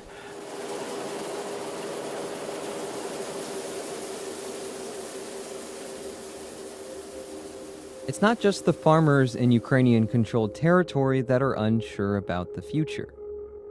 Scripps News spoke with the CEO and co-owner of an agricultural group that owns farms across Ukraine and is in contact with farmers in occupied regions. It's like mafia rule. So you have to collaborate, you have to create something which make this that you are not enemies, that you are support Russia, and you need to do some practical way. So, and only after such way the people can stay in these territories. Other farmers from occupied regions told the Associated Press and PBS the same thing in an investigation last year, saying they have little choice but to sell at whatever price Russian authorities set for them. It's not exactly a state secret that Russia is taking this grain either. The acting governor of occupied Zaporizhia said in early July that the region was preparing to ship grain to the Middle East. Later, he announced that the region was ready to export to African nations. The head of occupied Crimea also announced last June that there were plans to export grain from Zaporizhia and Kherson out of Sevastopol. Even Russia's president, Vladimir Putin, has said this is something planned for occupied ports. Существует другая возможность. Да, порты Азовского моря, Бердянск, Мариуполь находятся под нашим контролем. Мы готовы обеспечить беспроблемный вывоз, в том числе украинского зерна через эти порты. 5 months into the war, Russia, Ukraine, Turkey, and the United Nations struck a remarkable deal called the Black Sea Grain Initiative, essentially allowing Ukraine to bypass Russia's blockade and ship grain abroad. But that deal fell apart almost a year later. I deeply regret the decision by the Russian Federation to terminate the implementation of the Black Sea Initiative, including the withdrawal of Russian security guarantees for navigation in the northwestern part of the Black Sea. And even before the deal ended, Russia was already moving grain from fertile lands in occupied Ukrainian territories, such as Zaporizhia. One of the main conduits for smuggling this grain is the Avlita grain terminal in Sevastopol, Crimea. It's a sanctioned port. Russia has 3 main tactics for shipping this grain out of the Black Sea. The first is fairly simple. A cargo ship docks at the terminal in Sevastopol, loads up with grain, and travels directly to another port in countries like Syria or Iran.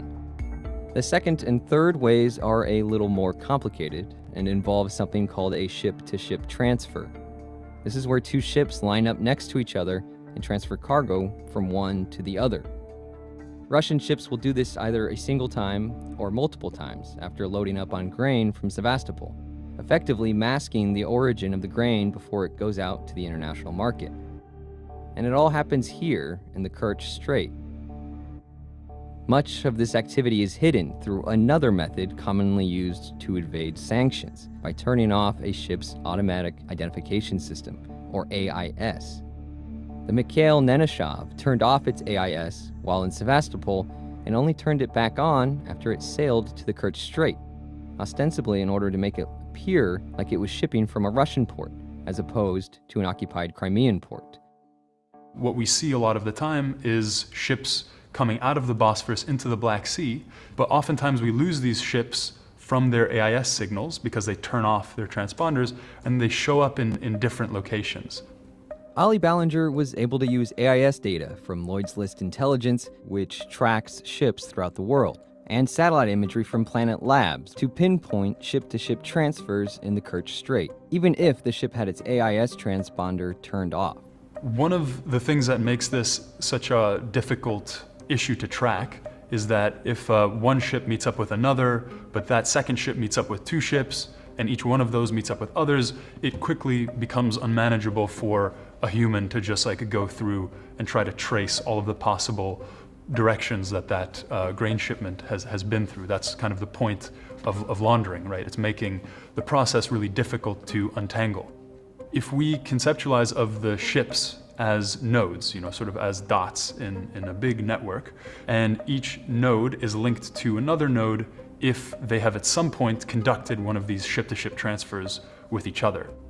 There are on the order of 12,000 ship-to-ship transfers that have occurred in this area over the past few years. And sometimes it's 3 ships, 4 ships meeting together simultaneously. So what you get is this big sort of tangle of nodes and edges, this really complex network.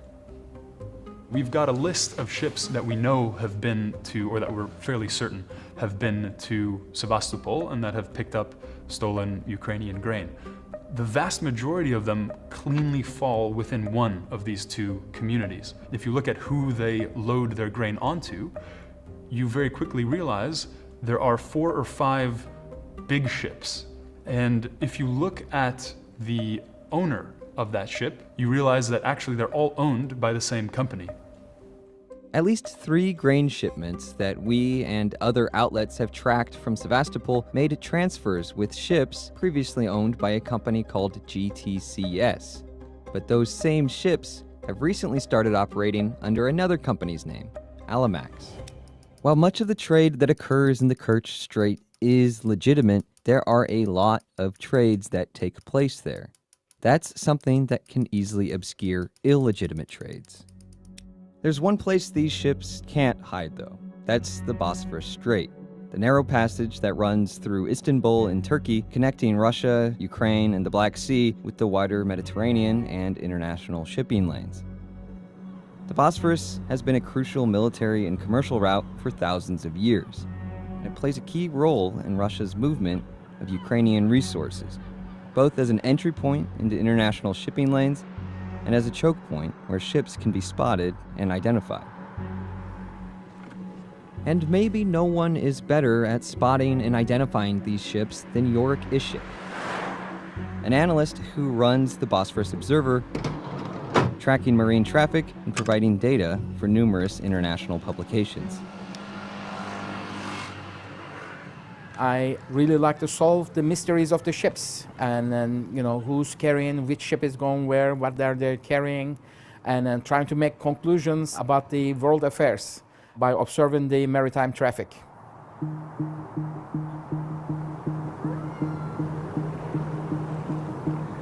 With the advance of social media, it's became so much easier to cooperate with like-minded people around the world, to put 2 and 2 together, to solve some puzzles about what's happening around you. Without any bias or without adding any spin on it, I can just report what I see in some kind of, very basics of citizen journalism, maybe.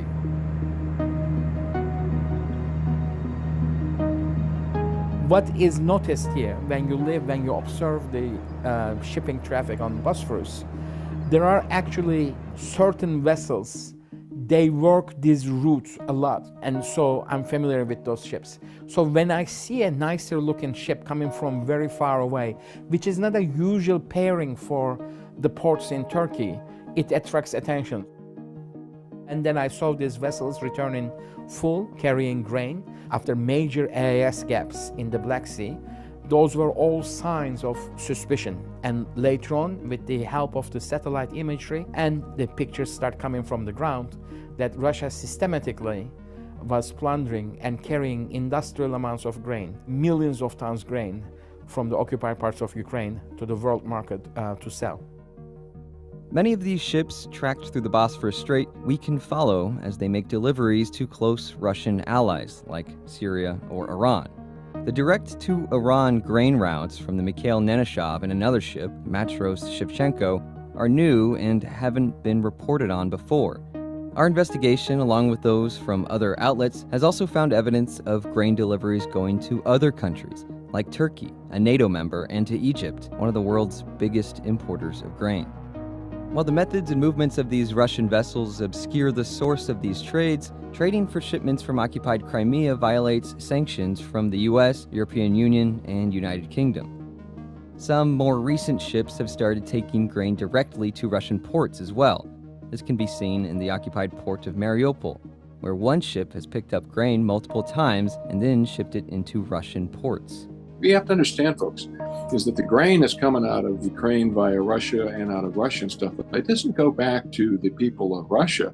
it goes into the coffers of Vladimir Putin and his henchmen, his personal banking. So, I mean, Vladimir Putin has made probably billions of dollars on this evasion. David Crane is a veteran prosecutor who led the International War Crimes Tribunal in West Africa in the early 2000s. Scripps News and its partners showed him some of our findings from our investigation. As a former federal prosecutor and an international prosecutor, that's just good circumstantial evidence that they know what they're doing is wrong and they're doing it. And so when they turn off the EIS, they're basically telling me, if I was prosecuting them, we know this is wrong, we're still going to do it, and we're still going to ignore international law and continue to make money off the backs of the Ukrainian people. Russia's use of ship-to-ship transfers has only increased, though they're also going dark more often and turning off their AIS transponders when doing so. For now, Ukraine continues to build up other routes for getting its grain to the world. The European Union is helping, but Ukraine still faces challenges, including Russian attacks on agriculture that continue to threaten both Ukraine's people and its resources.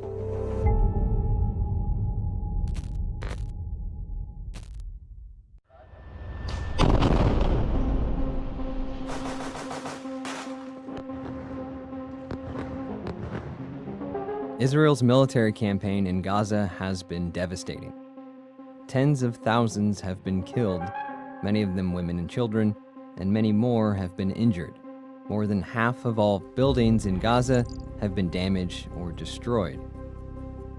Among those places are important sites like mosques, museums, historical sites, and even cemeteries.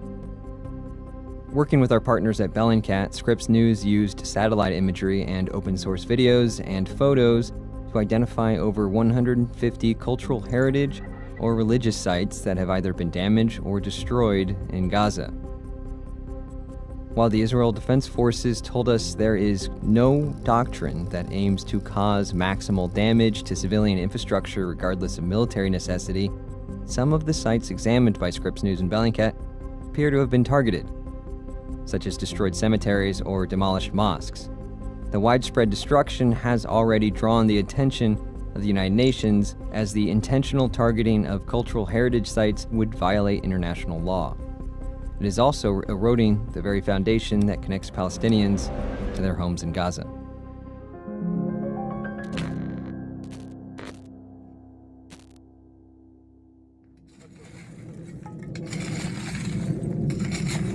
The war in Gaza has led to unprecedented destruction in one of the most densely populated places in the world.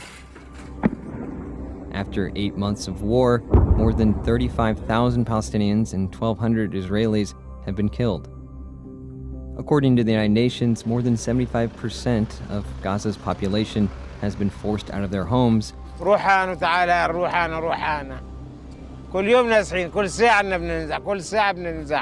Some forced to move repeatedly.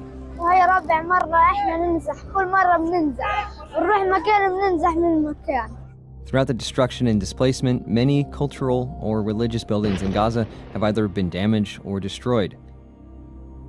Some of these sites are ancient archaeological finds, dating back thousands of years. One of these archaeological sites lies on the coast, north of Gaza City. Excavations between 1995 and 2005 unearthed sites ranging from Iron Age ramparts to an ancient Greco-Roman wall. The site was already damaged in 2021 by airstrikes from Israel. Damage from the successive strikes is also seen here, very close to the mosque and residential area of the Al-Shati camp, making apparent the constant threat posed to Palestinian lives. Forensic Architecture, a research group based in the United Kingdom, analyzed damage to the site from airstrikes in 2022 and then again in 2023 after the ground invasion took place. We were able to identify on satellite images dozens of craters across the site. Then in the second phase, we can see a kind of ground invasion moving into the site. So we were able to identify dozens of very large vehicles. We believe them to be likely military vehicles and tanks, which are effectively terraforming the area, moving earth around. Using a remote sensing analysis, Forensic Architecture determined that there had been extensive damage to the site due to the clearing activity by the IDF. In this specific case, the darker shades of red indicate where there has been more movement in the terrain, so where there's been kind of accumulation over the time. And it's interesting to see that most of this part where there's been an accumulation, it's of course related to like the position of the tanks and the bulldozer, how they moved over the time. Additionally, stations built to pump seawater into Hamas tunnels underneath Gaza threatened the land over the long term. On top of being, again, further destruction to the archaeological remains here is something that environmentalists have cautioned will destroy Gaza's groundwater supply for generations to come. Archaeological hills, or tells, have also been damaged since the ground invasion. There are numerous tell sites throughout the Gaza Strip, but one in particular, Tel Ali Muntar, has been heavily damaged, as is visible in satellite imagery from Planet Labs. Throughout the last months of 2023 and going into 2024, we can see, after initial airstrikes on the Tel, the hill was eventually cleared by bulldozers. The understanding of the Tel site is that it's a site that is occupied continuously over many generations, over centuries. Archaeologist Luis Steele was at the site in the 90s. The building materials gradually collapse and they get left in situ and people build on top of them. And so you just get this layer upon layer upon layer of occupation. It's not just military activity that endangers these sites, though. Something both forensic architecture and Professor Steele spoke of was something called land pressure. That land is at such a premium in the tightly packed space that is the Gaza Strip that even sites that may hold archaeological discoveries are built on top of. The old city of Gaza it's almost impossible to imagine how densely occupied that was. Muntar, there was this sense of a mound surrounded, right up to the edge of the mound, with buildings right up to the edge of it. Because it is under occupation, it's very densely built, there's very little space, you cannot expand, and so any bit of open space is often very quickly taken up in order to build housing for the people who live there or essential infrastructure to support those people. We can see all of these pressures coming together around this site, which are not only the pressures facing archaeology and heritage sites, but also the pressures facing the Palestinian people who live in Gaza. One site, Tel Es-Sakan, was already damaged due to construction projects years ago by the Hamas-run government. But there are more archaeological dig sites that have been damaged by Israel's war on Hamas, based on available satellite imagery. A Byzantine mosaic was discovered under an olive grove east of the city of Berej in 2022. We were able to geolocate the site and, by using satellite imagery from Maxar and Planet Labs, see that the area around the mosaic was heavily damaged earlier in this year. When asked about this site specifically, the IDF did not comment on whether it was aware of the status of the mosaic. After we reached out to the IDF for comment, the military conducted another operation in Berej. Additional Planet Labs satellite imagery from June 10th shows that the Byzantine mosaic site now appears to have been completely destroyed. Satellite imagery also shows damage around a site where Roman tombs were uncovered. While the site was initially spared any damage from IDF clearing activity, the temporary structures built for the dig site were eventually destroyed, as well as what appears to be part of the dig site. Cultural heritage sites in Gaza are more than just archaeological dig sites, though.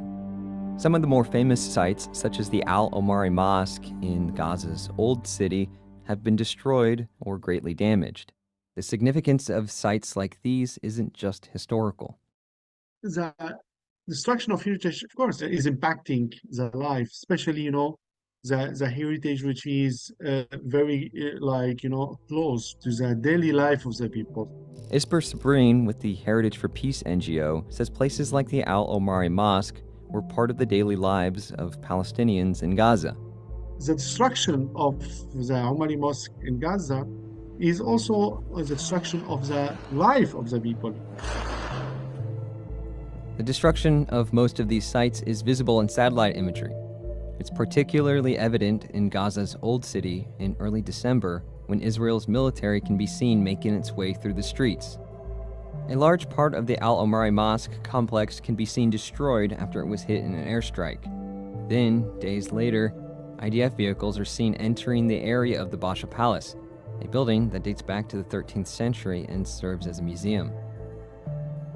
Sabrine and his group Heritage for Peace have been documenting damage or destruction of cultural heritage sites in Gaza. In November, the group released a report documenting damage to multiple sites throughout the Strip.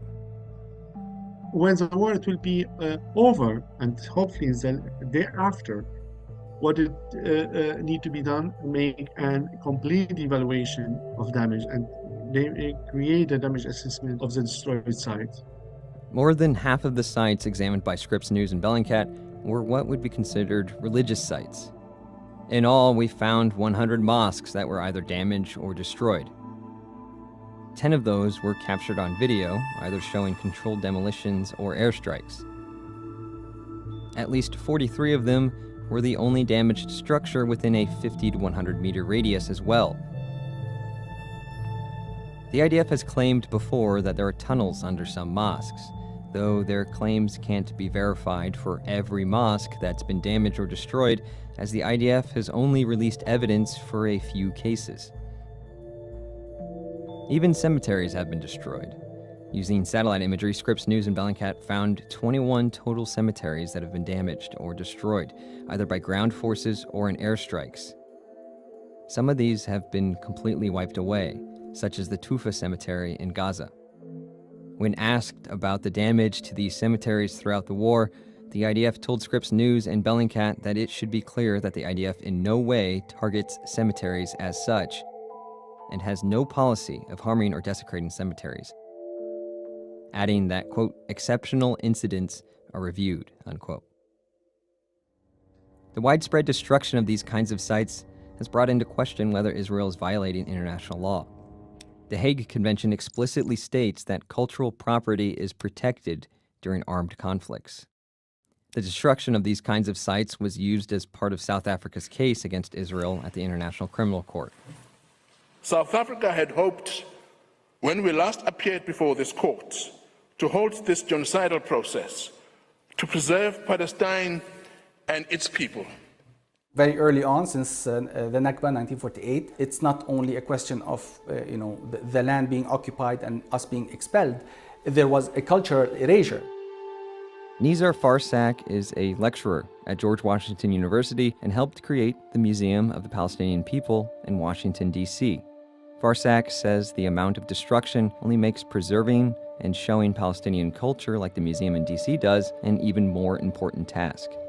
With the level of devastation that we've seen in Gaza, including the very explicit and unapologetic announcements by different Israeli officials, we know that our culture is under attack, and therefore we're going to have to double down on protecting that cultural heritage. We're trying to create our own museums that speak to us. Much of Gaza will need to be rebuilt when the war is over.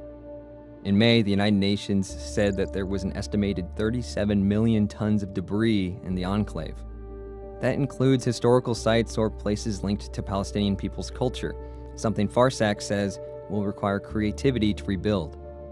Taking into consideration our 75 history of what we suffered under the Israeli occupation, and how can you build a more sustainable, resilient cities and towns, one thing that's going for us is that, in fact, Palestinians have been famous for being exceptionally resilient. Before he helped open the museum in D.C., Farsak advised senior Palestinian leaders in their negotiations with Israel. Based off that experience, he says the future of Israeli-Palestinian relations is unclear. Ultimately, of course, there's going to be a ceasefire and there's going to be a political resolution. My worry is that the level of trauma and the level of injury that the Palestinians have sustained is going to make Israeli rapprochement a very, very long order. It saddened me. I mean, I'm 50, and I have to say this is the worst it's been. Right now, there is no plan for the day after in Gaza. Israel's military operations in southern Gaza and Rafah have forced almost 1 million people to flee hostilities and bombardment once again. As long as the conflict continues, conditions in Gaza will continue to get worse, and that includes the condition of irreplaceable historical and cultural heritage.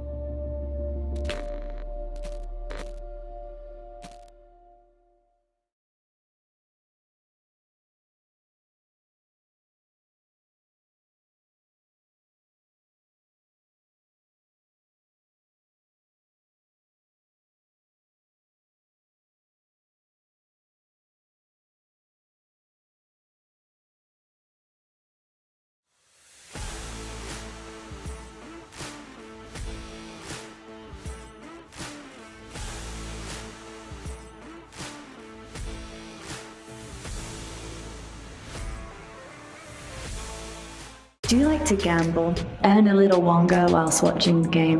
Bet on your favourite teams, perhaps? It's all a bit of fun, right? What about betting on this Squid Game-esque setup? Well, this is what one big gambling company is offering to you. Listen in as we expose the bizarre and sinister gambling practices of 1xBet, where you bet on players who switch teams and nationalities, where there's no spectators or referees. Just arenas and gyms full of strangers playing senseless matches. The camera is rolling 24/7 live for gamblers worldwide, all brought to you by a company that claims it can turn the enthusiast into a gambling addict. This is Street Teams. This investigation was done in partnership with Josimar. Gambling is a big money industry and it's rising in profitability. The revenue from online gambling practices in 2024 is projected to be $97 billion. More and more consumers are looking for online offerings to bet on their favorite sports and stars. And to stand out in this competitive industry, you need your gambling company to be advertised on the big screens in front of millions. Gambling company 1xBet managed to do just that. They've been sponsoring some of the world's biggest teams. In football, they sponsored Liverpool and Chelsea. And they're currently the official sponsor of PSG and Barcelona. 1xBet has been investing in the MMA as a partner in the Professional Fighters League. And they're investing in the cricket competitions in Pakistan under another name, 1xBet. But behind these big sponsorships and advertisements, this company is connected to something a little more dark. And they're sometimes plain weird. 1xBet is a Russian-founded Cypriot-based bookmaker that is licensed in Curacao. Despite its origins, the company is currently prohibited from operating in Russia, the UK, and is unlicensed in many European countries.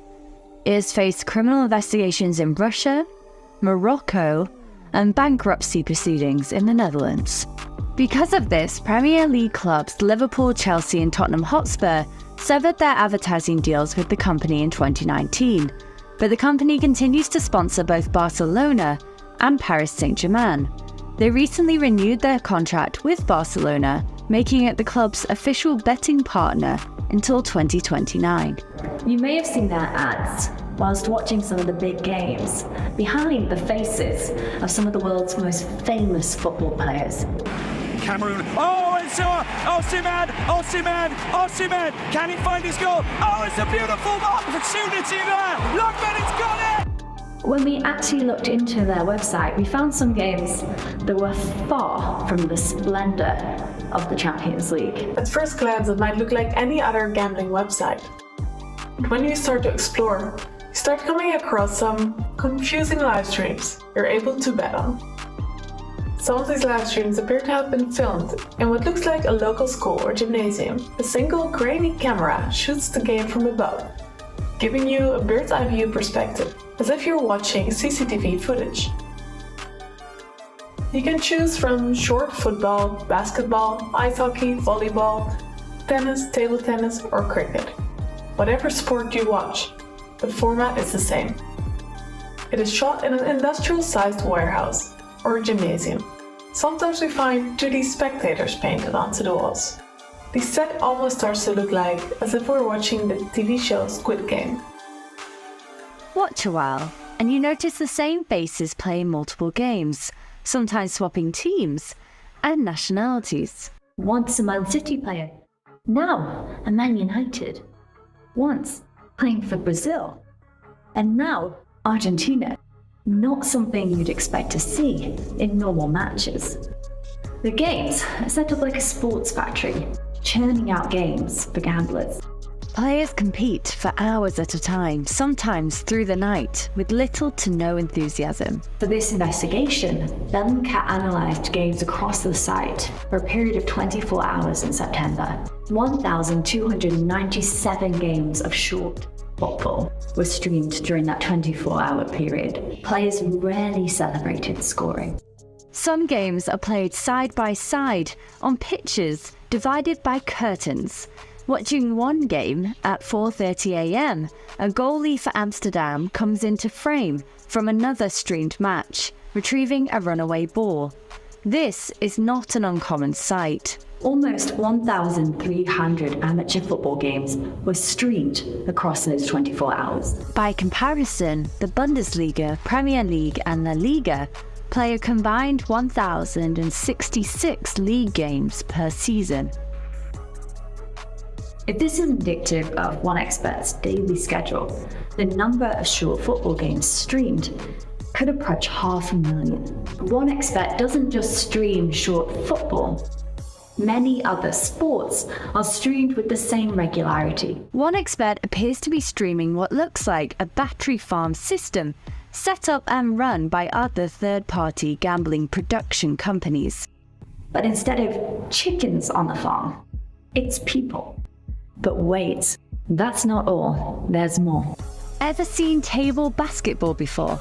Neither had we, but OneXBet offers you the opportunity to bet on it. A neon-lit arcade machine game played by two people pretending to represent countries from around the world.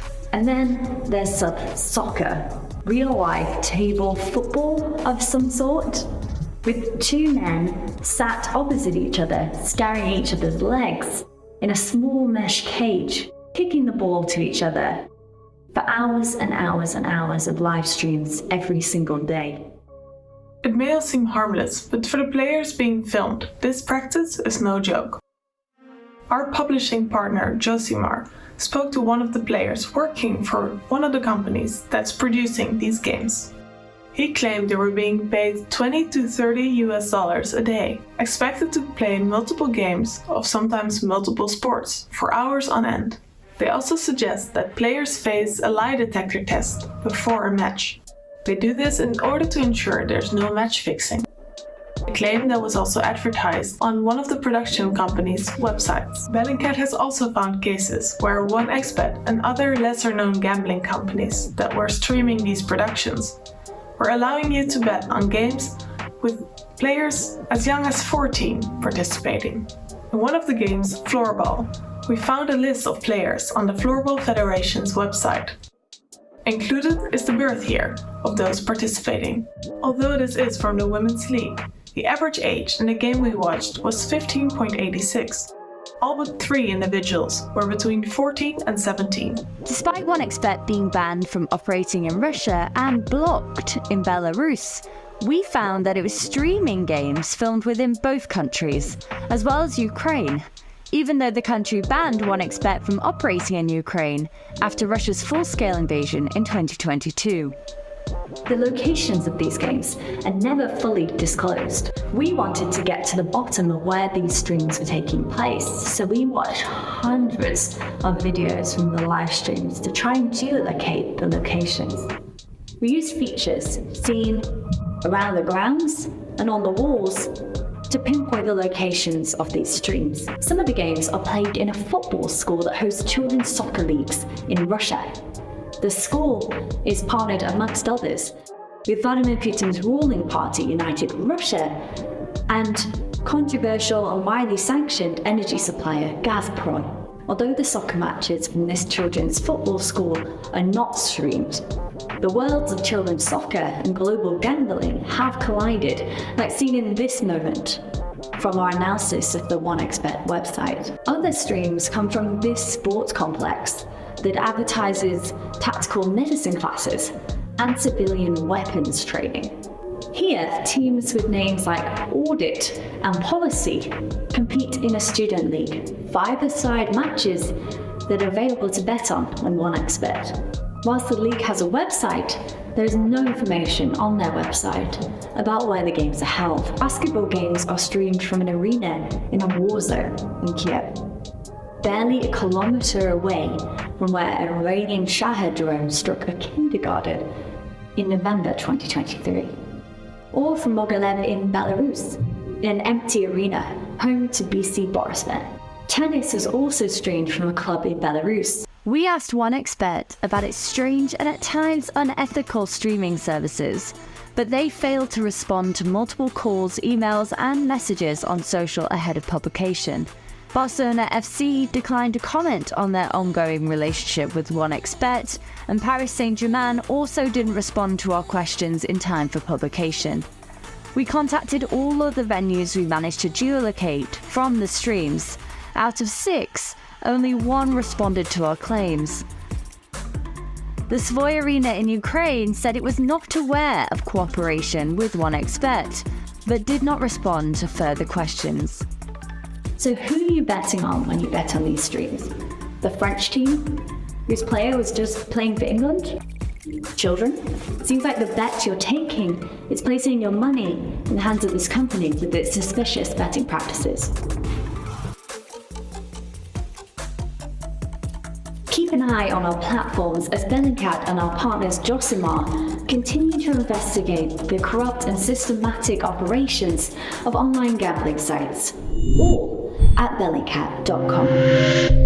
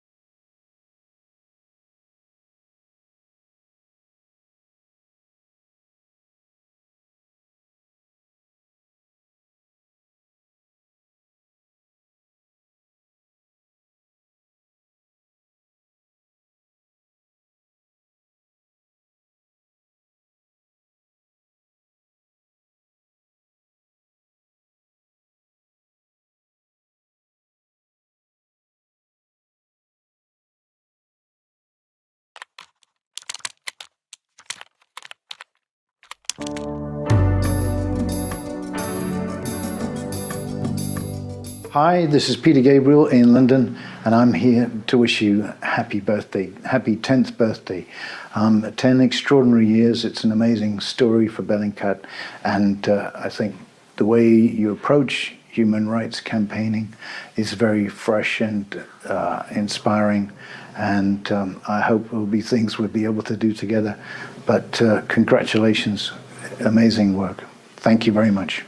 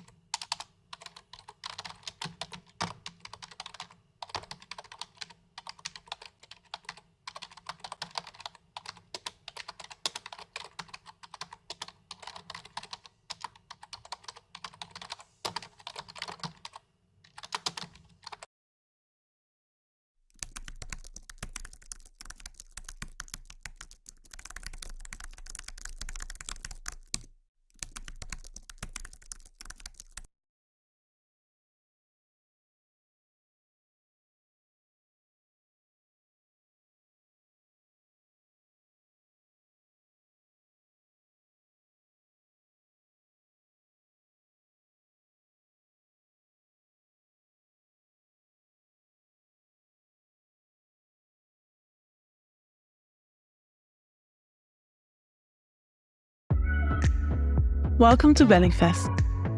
We are celebrating 10 years of Bellingcat this year, and we're very happy that you're joining us in that celebration. Over the course of 2 days here, we'll be unpacking how open source research has developed over the decade, and what the future of our practice will look like going forward. For Bellingcat and our collaborators, it all started with the Syrian war and MH17. But our techniques have been adopted and developed en masse since then. Many of you in this room and online were with us at the beginning, and we wanted to thank you for your ongoing and overwhelming support as we've grown. Let's take a look at what open source research made the headlines.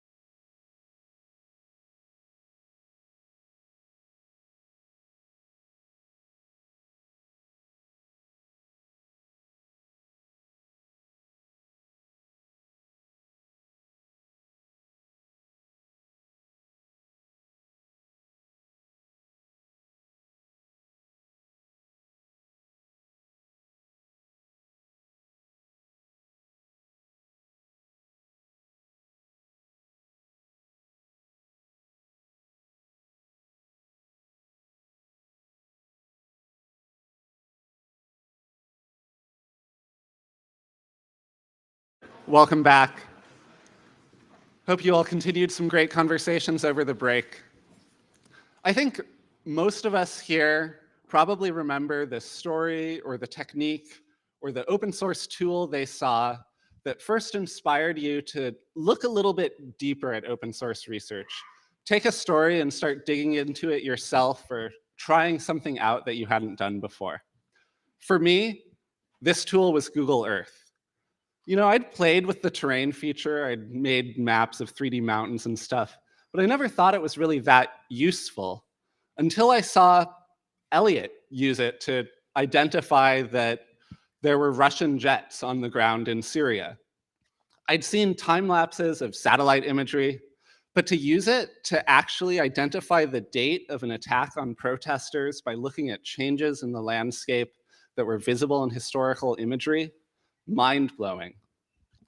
Today, I have the honor of introducing a surprise guest at Bellingfest, Brian McClendon, creator of Google Earth, way back when it was Earth Viewer from a startup called Keyhole. In 2004, Keyhole was purchased by Google, and Earth Viewer became available to the public, which introduced so many of us to a new world of aerial imagery and 3D terrain. In the years since then, Google Earth has become an absolutely indispensable part of the open source toolkit. Imagery from Google Earth has appeared in hundreds of Bellingcat articles, from pieces about the Syrian civil war a decade ago, to stories that geolocate attacks on civilians in Ukraine, to an article about Elon Musk and Cards Against Humanity that was just published a couple weeks ago. Now, when I talked to Brian, he told me that in the early days of working on this, the team at Keyhole never anticipated that Earth Viewer would be used for things like this. But I've done some research, and I've learned that as early as 2004, 10 years before Bellingcat, Google Earth was already being used to investigate and monitor transnational persons of interest. I'm speaking, of course, of the Christmas Eve Santa tracker, for which we have Brian and his team to thank. As open source researchers, we know that geospatial data is more than just satellite imagery and aerial images. And at Google, Brian managed a wide range of geospatial products, including things that are also staples of open source investigation, like Google Street View. Today at Niantic, which most of you probably know best from their hit game Pokemon Go, Brian leads projects that fuse mobile phone cameras, geodata, aerial images, and more into a new kind of mixed reality map. To tell us more about how computer maps got here and where we might be headed next, please welcome to the stage Brian McClendon.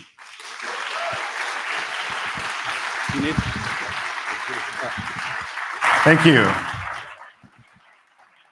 Okay, let's go backwards here. Oh, come on. No, the clicker is dead. Actually, my lookup. There we go. That works. And that works. Okay, we're back. Okay, sorry about that. So I'm going to talk about a little bit of prehistory, well before Google Earth and Google Maps. Talk a little bit about how Google Earth was used, and then talk about map data in general. And then I'll talk about Niantic and also what we're doing to build the next map. So it's kind of a long road, but some interesting pieces along the way. So I started in 3D graphics and spent a lot of time at Silicon Graphics building workstations. And some of you are old enough, you might appreciate that.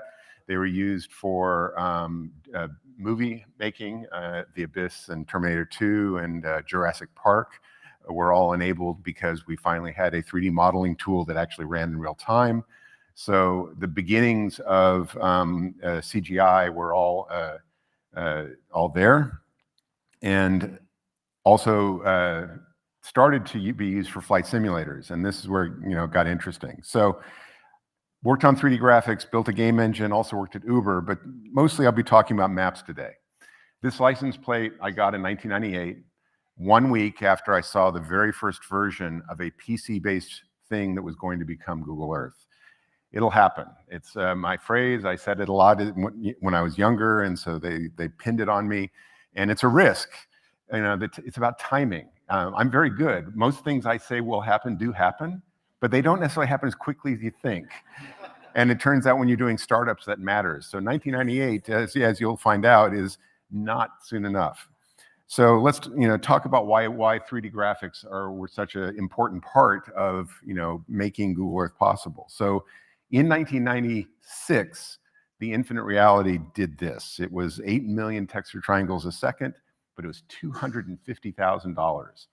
And just think that this was still, people would still buy one of these and put it on the desk of an artist to model a movie. It was like, it enabled things that weren't possible before, but it was certainly not consumer ready. But we saw these demos running on it that made, prove what was possible. And so this video is our demo video. Hit play. Come on. I did try this once. I don't know if this video is worth it then. There we go. So this is running on that $250,000 machine, and it shows that it is possible to zoom from low-res satellite imagery down to a high-res inset, or let's call it a very medium to low-res inset, down to some very high-res data in these beautiful mountains, have 3D terrain. And the frame rate here is a bit stuttery, but it was 60 hertz. It was absolutely gorgeous. Our phrase in the company was 60 hertz and 30 hertz, H-U-R-T-S. Because it did matter. If computer graphics aren't fast enough, they're just no fun. And as you'll find when you put on a virtual reality headset, it's actually like material. If it's not a good frame rate, you'll get sick and you'll take that headset off and put it away immediately. But even back then, flight simulator users cared very much about whether the frame rate here was good. And I guess I'm talking too much about frame rate now, but this is bugging me. Anyway, so this is what was 96 on a $250,000 machine. I'll quickly move on. Keyhole. We started the company, spun it out of Intrinsic Graphics, and got it funded in 2001. And this is the very first version of the Keyhole Earth Viewer that we launched. And the GUI is a bit, kind of crazy. But it already had the beginnings of what was KML, and it worked really well, but it struggled in the marketplace because most people who downloaded it couldn't run it because 3D graphics. So a GeForce 3 was almost as fast as that $250,000 machine, but most people didn't have it.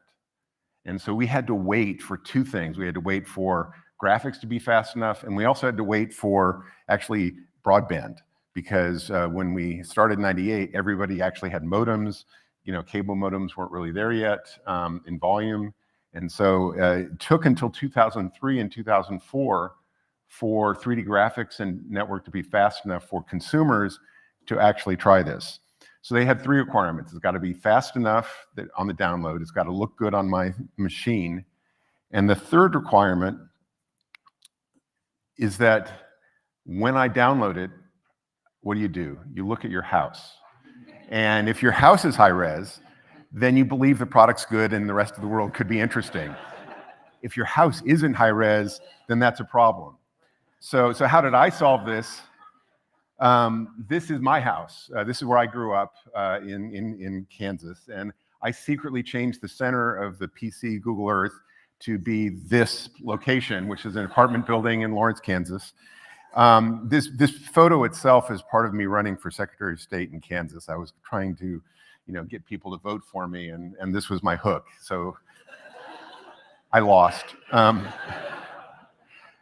I then, at Google, I hired a friend of mine who I'd gone to school with at the University of Kansas, Dan Webb, to port Google Earth to the Mac, because he was a great Mac programmer. He did, and he secretly changed the center of Google Earth on the Mac to Chanute, Kansas.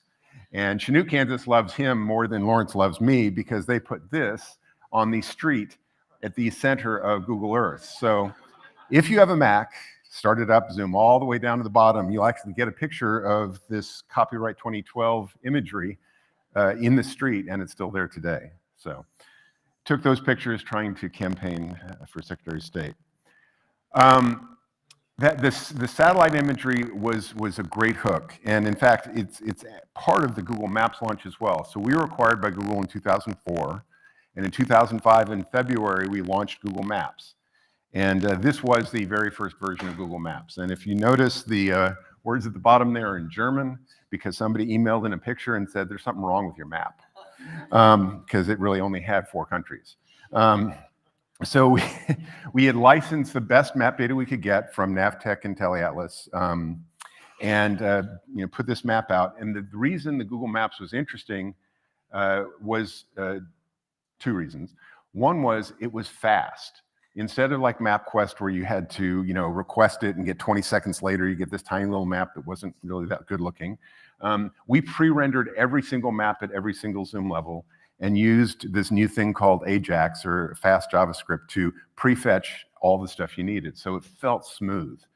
And so that was one of the big reasons that Google Maps succeeded. The other was, in March, we added that satellite imagery from Google Earth into Google Maps, and everybody started using a web interface to look at their data. So we very quickly added lots of data for the rest of the world. And we licensed it from the best place that we could find. And we learned a lot about Maps data during that time. That people care a lot about it. We got a lot of grief. Anytime there was a mistake, there was actually a controversy. We had world leaders calling the CEO of Google and complaining about us, including the naming the Persian Gulf and Dokdo Island, which was been a huge issue. And there's a couple more stories that we'll get into. I think I have another slide on this, but we did in fact start a war because Costa Rica border was incorrect with respect to Nicaragua, and it was off at the center of a river and included one island that it shouldn't have. And so the Nicaraguans invaded that island and said, Google says it's ours, we're taking it. And this lasted for 3 weeks. There was no actual fighting because Costa Rica didn't have a standing army. And so eventually the Nicaraguans, pulled back. Reason it happened is we took our borders from the US State Department and they made the mistake. So it's not our fault. But we did try to get the best data we could find for all of these cases. One way to avoid the problem is just not have accuracy at all. And this is the 8-bit version of Google Maps and an April Fool's joke. The real problem, the real solution, though, is that you have to draw a map that reflects all of the political problems and political issues of the world. And what that means is you can do it 2 ways. You can try to have one map for the whole world and have a lot of dotted lines. And it turns out that certain countries will not let you show that map. And so we had to have a different version of Kashmir for India and for China. And we had to have different maps for several different countries because naming mattered, borders mattered. And if you fetch your map in .in, you get a different map than you do if you do .com. But .com is the generic map, and it has a lot of dotted lines. That was very interesting learning. Another, and this is sort of, let's call it pre-Bellingcat. And a lot of it is about crisis response. But one of the things we did is right after Google Earth launched in 2005, Katrina hit. And it turns out if you flood an entire city, you can't navigate it because you can't see the roads. And so the helicopter pilots actually used Google Earth to pick people up off buildings because they knew where they were in GPS, but they could not know where the address was. So they geocoded with Google Earth and actually picked up people. And there's claims from some of the rescuers that over 400 people were saved because we had just come out. I mean, this was 3 months after the launch of Google Earth. So that was a huge fire drill for us because we were pulling in new imagery and learned a lot about what is stale imagery and whether you put worse imagery that's newer over prettier imagery that's older. And obviously, disaster imagery is not the last thing you want to show everybody. This, I think, is the closest we got to Bellingcat. Project at Google was to look through the imagery in the Sudan and find all of these wiped out villages and map them. And we worked with the Holocaust Museum. and found 1,600 destroyed villages and created a display, and the Holocaust Museum set it up. And 2 days afterwards, George W. Bush came through, and this was the first time that the US changed their position on the genocide in Darfur. So this really put in how important it is for us to get as much imagery as possible. And yeah, okay, this is the Costa Rica thing. We actually used Street View to go into Fukushima because the residents could not go back there. And we drove and collected imagery so everybody could see what their house looked like long before they were allowed to return. And the other one I think is close to Bellingcat, still exists today. The North Korea Watch, and some of you probably do know this, but I didn't know it at the time. They used imagery of North Korea to find like mass burial grounds and all sorts of economic impacts that are not being broadcast by the North Korean government. And that continues today. In Haiti, we went in and actually flew airplanes to collect aerial imagery right after the earthquake and used that to show where the damage was, because you could not get in. We did not have like on the ground information deep inland in Haiti for like weeks. And so it was very hard to find out what was going on. So now I'll talk a little bit about the mechanisms. So Street View, this is the first Street View vehicle, which happened to cost $250,000. It was not optimal, but it did work, and we collected 5 cities and published them, and almost immediately it was very successful. Everybody loved the idea. So we found ways to make it cheaper and cover more of the world. The picture on the left is the one that drove during most of my career there. This one on the right was launched after that. But what we found out when we published Street View is that if you have photos on the ground level, ignoring the fact that we blur the faces on statues, if you have the pictures on the ground level, you suddenly get a lot of users comparing what they see in the photo to the map data you have. And we had licensed our map data from the best providers out there. And what we found out was that the maps were terrible. That even the best maps had lots of mistakes, and there's 2 reasons. One, they either never got it right the first time, or the much harder problem is things change. And so if you get a new street, if you get a rename, if you get whatever, the data wasn't tracking it. Street View turns out to be a great source of data, though. So we decided to make our own maps, a project called Ground Truth, and Google invested a pretty significant amount of money in this. I think we over time have built the best maps in the world, but we did it initially with a lot of elbow grease. So the data on the left is what you got from the USGS. I do not want to exit full screen. What are you talking about?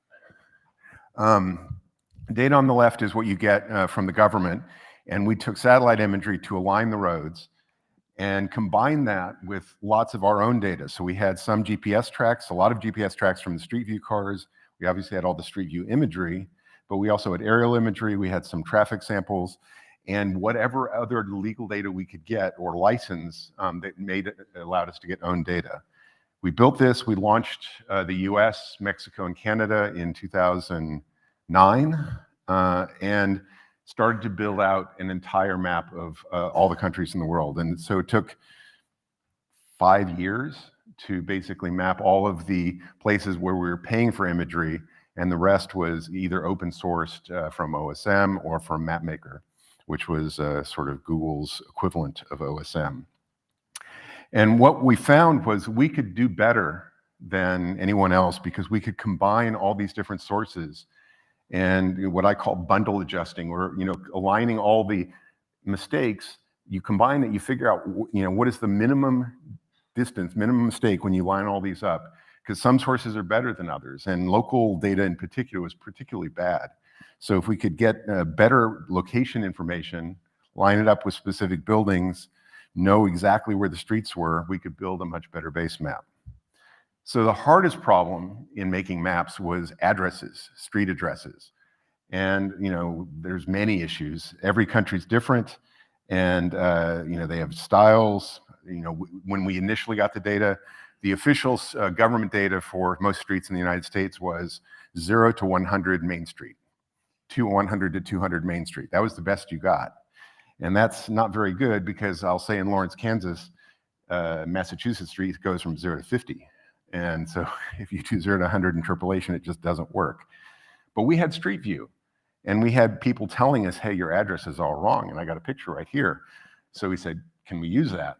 And so we took a algorithm to take any 3 to 5 or 1 to 5 digit number and extract it using OCR, and then try to figure out what it was.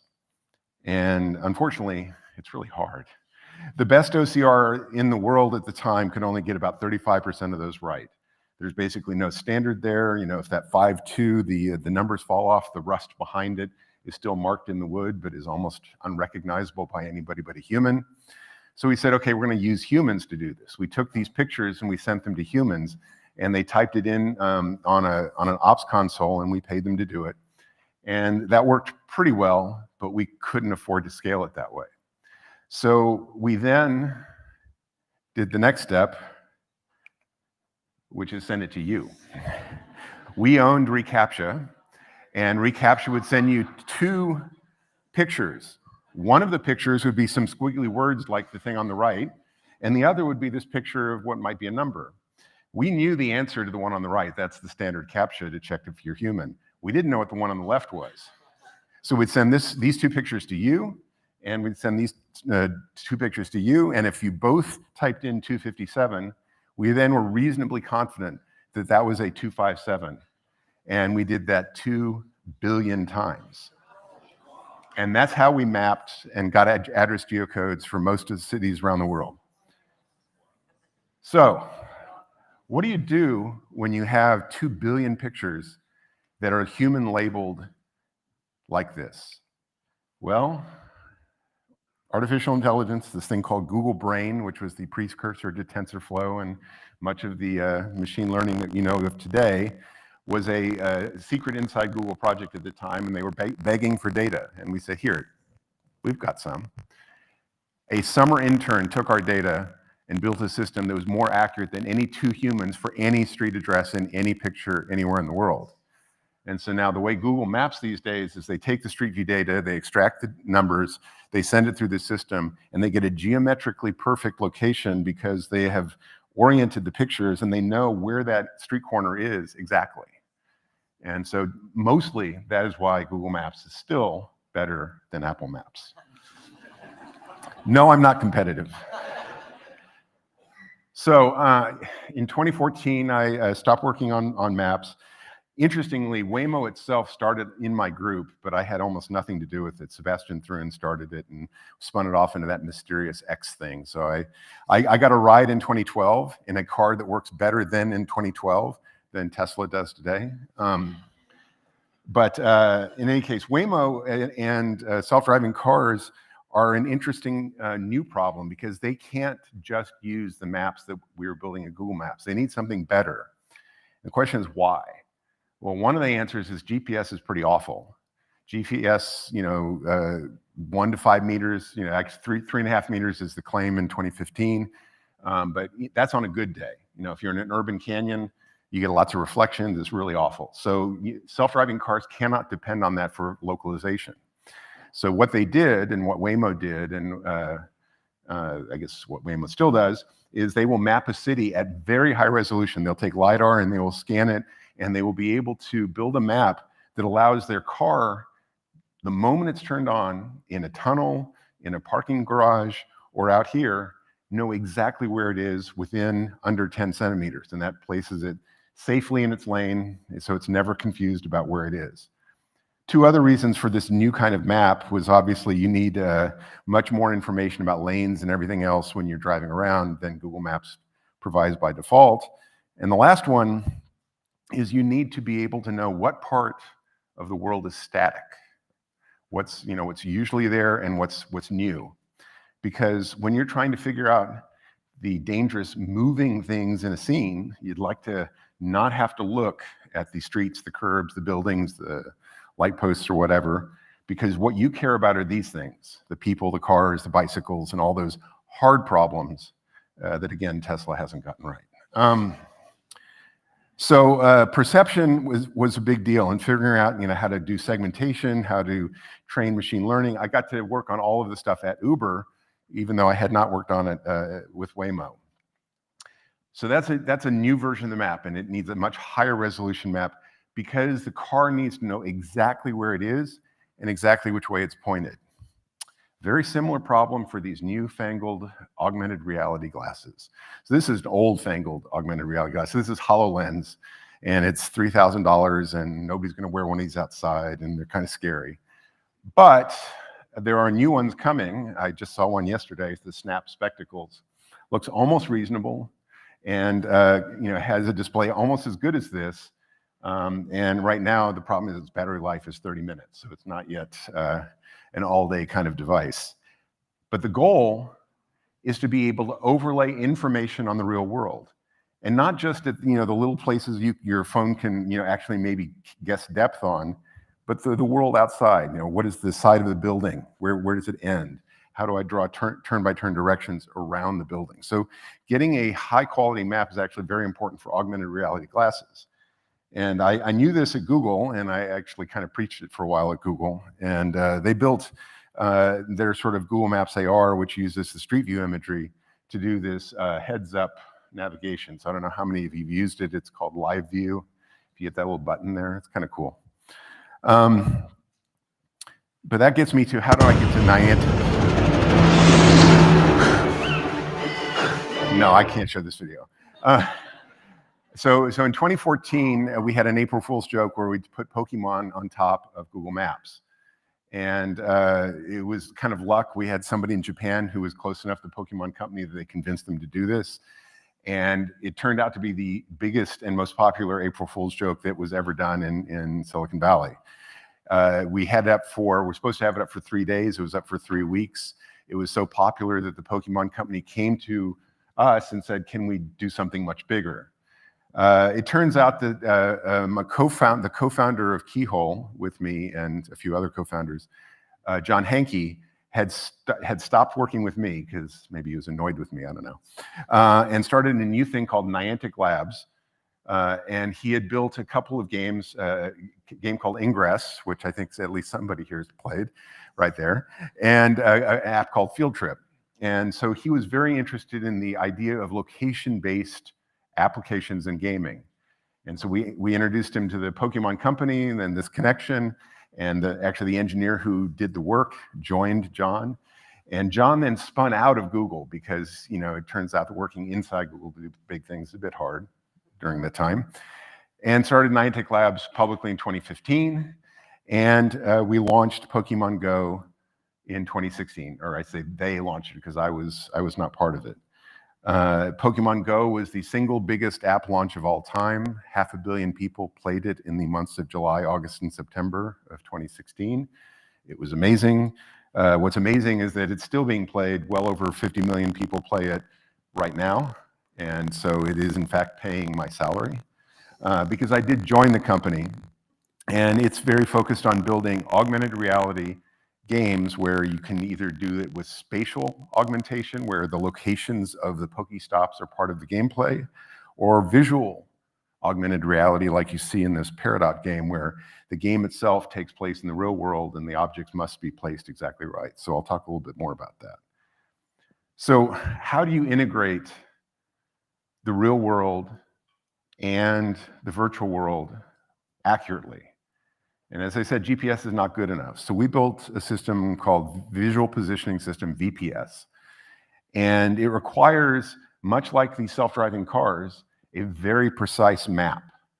And so how did we get that data? Well, we convinced Pokemon Go players to go to these Pokestops and scan the statue or the whatever it was and upload the video to us. And it was not just video, but it was actually the 3D orientation of a camera.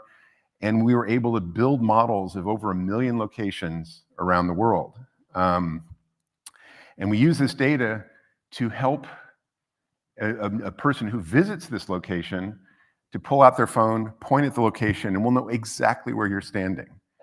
And that matters because if you're going to augment reality, you need to know exactly where you are. So we launched it. We get about 1 million scans a week from Ingress and Pokemon Go, and have activated about 1 million. So how does this play out in the real world? Well, it turns out it took a long time. We finally got this into Pokemon Go. It was literally launched in Amsterdam and in Lisbon yesterday. So it's kind of, if you haven't played Pokemon Go recently, you should go try it now. And the way it plays out, there we go, is that it used to be you could take an AR photo of a Pokemon. You could place it, kind of make it look like it was here. But it did not have persistence. It did not seem real because when you delete it, when you turned away, it was gone. Because of the visual positioning system, I know where you're standing. I know where you're looking. So if you place a Pokemon, that yellow one right there, and then I come back later, I'm going to see it in exactly the same place. And that's actually, come on, one more time. And that is the hard problem. Persistence allows for a much more believable shared reality. If two people see the same thing, they believe it. If it's everybody's got their own little unique picture, we're all in our bubble. That's kind of where we are with social media right now. So the goal is can we make a consistent view, and the VPS is part of that. But obviously we're doing it with the phone and Pokemon Go right now, but our long-term play are these glasses because they are finally coming out. Snap has been working on theirs. Meta just announced the Orion, and Apple launched the Apple Vision Pro, which is not really augmented reality glasses, it's mixed reality. But it works in many, it's much the same way because the cameras that come into the AVP allow you to put your content on top of what comes in on the camera. So it allows us to do a large amount of prototyping with it, before the glasses become popular. So one of the other things Niantic did was acquire a company called Scaniverse. And this is, tangentially at least relevant to Bellingcat in the case that you can now acquire 3D, let's call them photos, but they're 3D scenes with your phone, iOS, Android. And 2 years ago, it looked like the model on the left. It was a textured 3D polygonal model. What's happened in the last 15 months is there's a new technology called Gaussian splats. And it's a very silly name, but we're sticking with it because the folks who invented it, wanted to call it that. And the data that created the picture on the right is exactly the same data as the picture on the left. So all of that data that we collected with Pokemon Go players and all the data from Scaniverse can now produce something radically better. And it does this because it collects from all angles. So you have reflections, you have transparency, and you also can see farther. It's not perfect, and some of the videos are not optimal, but this should give you an idea. So the biggest problem I ever had at doing 3D graphics at Google Earth was that trees looked terrible. They look like cauliflower, Brussels sprouts. You've seen them. They interfere with the view. Not here. You can see through them. The world behind them makes sense. They don't ruin the scene. They're actually contextually correct. That is a really hard problem, and that shows what Gaussian splats can add. But all of these are collected with a single iPhone, no LiDAR, and reconstructed. So this is Belém in Lisbon, which I was at over the weekend. It's a very cool place. And we bought Scaniverse. We added these Gaussian splats, and a few months ago we added the ability to add your data to the map. So you do this scan and you would publish it publicly to the map, and so you can now go see all these locations that Scaniverse users have created. And if you notice, there's some blue dots and some white dots. The blue dots are the ones that actually came from the Pokemon Go players that have been collecting for 3 years. So we turned those into scans or splats as well. So it's free, it's unlimited, and from a privacy perspective, you can create these 3D models on your phone. It takes under a minute to scan. On an iPhone, it takes under a minute to produce. On Android, it's much slower. Sorry. And if you like it, you can save it as a file and put it into whatever media you want, or you can publish it to the map publicly. It's your choice. And there are other companies that do this, but they do it in the cloud, and it takes 30 to 60 minutes. And my analogy is that like a Polaroid, if you get the feedback and you like the photo after it develops in under a minute, then you're done. But if you don't, you take another picture. If it takes 30 to 60 minutes, you don't have that option. Okay, so what does this have to do with AI? The game here is Peridot, and we actually did add AI based on what the semantic meaning of the picture in front of you. So we have semantic mapping in our toolkit, and we made it so that whatever the character sees in the scene, water, cement, curb, wall, it can have an intelligent LLM-based reaction to it and interact in a completely scene-dependent way that makes sense. So we added AI based on the semantics to this character interaction.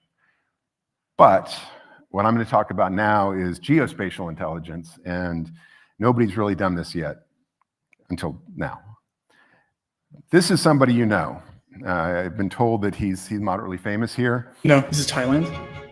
And I want you to think about him in a bit different light. This is Israel. Think of him as a neural net who has studied hundreds of thousands of pictures and combined that with the knowledge of the location to be able to predict where in the world any picture is taken.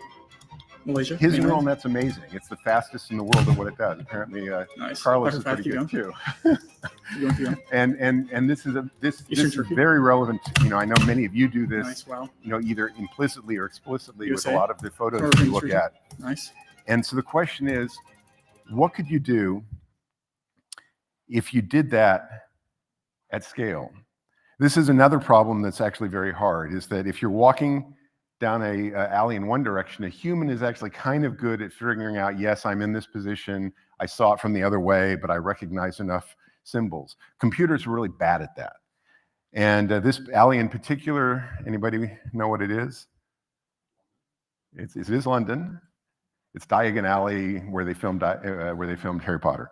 And so the challenge is that, you know, unless you've seen it from the same view, computers are pretty bad at recognizing exactly where you are until now. So we think we can build, you know, a geospatial model that does for geodata what large language models do for words. And, you know, we talked a lot about LLMs earlier. There's obviously image input to these LLMs now that can understand the pixels that they see. We've seen some foundational models that actually generate 3D objects at a pretty reasonable quality, but not perfect yet, but they're pretty good. But generating geospatial models is very hard because the context is much, much larger. So our company at Niantic has two sets of researchers, one based in UCL in London and the other, you know, about an hour away in Oxford. And they have built some incredible localization models. So answering that question, if I point my camera at a place and it has a map, where am I standing? And best in the world, I think, at this. And what's interesting is that, you know, there's two ways to do it. You build the point cloud way, and then you use a neural net. And so we've actually built neural nets for all 1 million of those locations. And more specifically, we built over 50 neural nets on average for those locations. So we built 50 million neural nets already just for the VPS so far. And, you know, that parameter number there, for those of you who track, like Llama 3, I think has a 70 billion parameter model. Right now we have, you know, what is it, 2,000 times more. That's a problem. It doesn't actually work. It's too big. But if we can pull this together and combine the location data with all the other location signals that we have, we can build what's called a large geospatial model. And taking the same inputs that we already have, plus things like OSM and like weather data and all sorts of other things, you can combine that. And I think we can solve problems like the visual positioning system, but do it generically, not just do it where we've mapped the data, but do it everywhere in the world. We can also do 3D reconstruction or infill. So if you've taken a picture, what does the world behind the picture look like? What probably does it look like? And then, of course, risks in hallucination, just like Stable Diffusion has right now. And finally, what is going on? What is the context? What are the semantics and the segmentation for these objects? So we've been doing this, based on those neural nets. We're building this right now. We just published a paper yesterday on this, which is why the slide is here right now. And if you read it, we're on the way, but it's not a solved problem. So I can't offer you a tool yet that does these things, but we are working on it. And to a degree, you can now see kind of why I ended up at Niantic, because this is the next hard mapping problem. And it has the advantage, I think, that because of the AI and Gen AI and transformer models that we have available to us, I think we can solve some problems that we've never solved before. Let's see, is this what I think it is?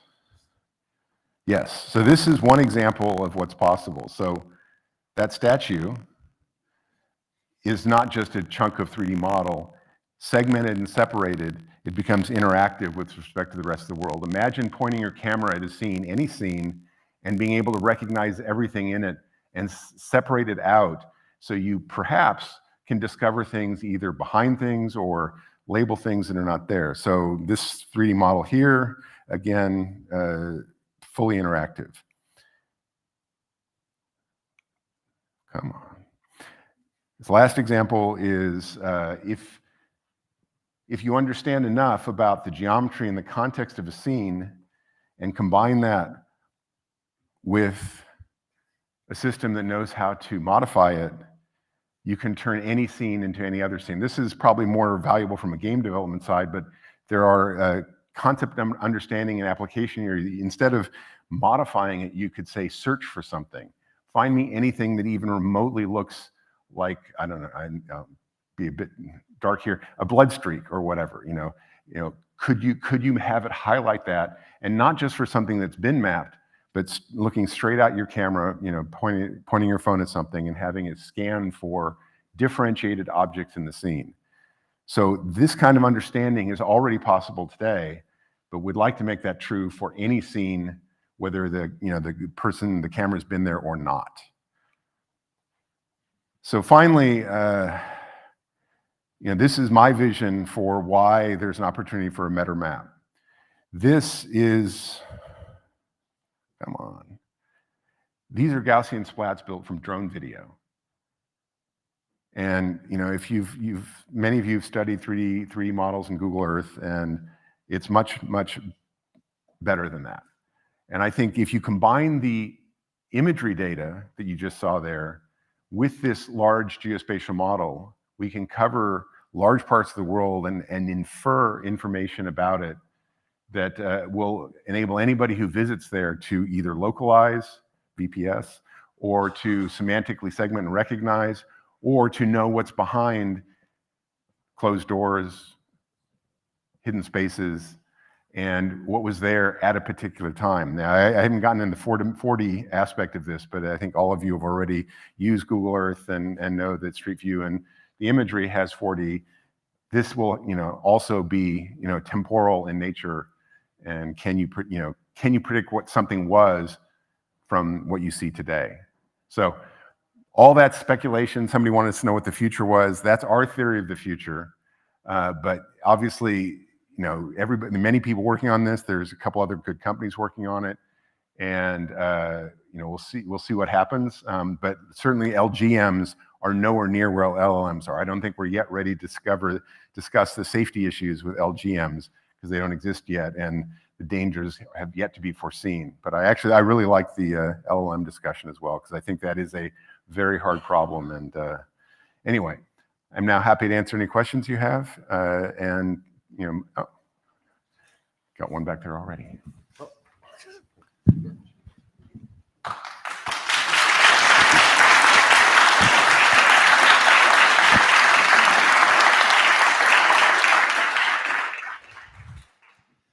Hi, Ryan. Yuri from Bellingfest. I had a question because you were talking about the future. And something I was thinking of already for a long time, how we do the reverse image searches, right? Like to identify a location. Yep. And maybe I completely missed it, but I always thought it would be interesting if we could do that on Google Street View. Maybe there is a way to do that that I'm not aware of, and perhaps there are some ethical issues with that I'm not aware of. But I was thinking, is that something you have tried? So when I was at Google, we definitely talked about doing that, and I don't think there are ethical issues necessarily. I think, as long as it's public, Google Street View only lives in public areas, and the data that Niantic will collect will stay focused on public areas. So a reverse search should be possible. We had when we were working on Street View, we had a way to do that. Right now, obviously with Street View, when you do that live view navigation, it finds out exactly where you are by first starting with GPS and then looking at the imagery or the map around you and finding you. So that it greatly reduces the scope of the search. So it's not a worldwide search; it's just a 100-meter diameter search or something, which I don't think is what you're interested in. So I think one of these large models is actually much better. Much like GeoRainbow is doing this. That's exactly what he's doing. I think that this model can do the same thing, but as of yet, it doesn't exist. But Google has a great source of data to train as well. And the one area where I think Niantic is differentiated is on 3D reconstruction, because Street View is not actually optimal for 3D reconstruction. Other questions? Yes, I'm coming.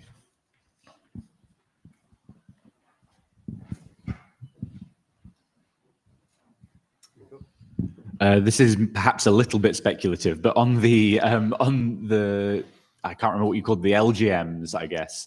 Do you have any aspiration to do kind of multimodal input or interaction with those? So for context, that could look like, say, providing, rather than a camera scan input, taking a drawing on a napkin of a road layout and being able to locate a position based on that instead. I would think so, yes. I mean, to a degree, much like large language models, it may just fall out. But I think one of the things that we're thinking about for the LGM is that along with the actual images and scans that we're putting in the GPS location, we're putting in the OSM data that's relevant to the location.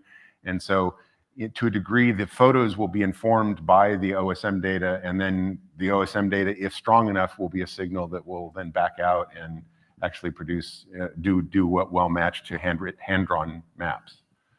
So I suspect it will work based on if the analogy with LLMs runs all the way through, but TBD.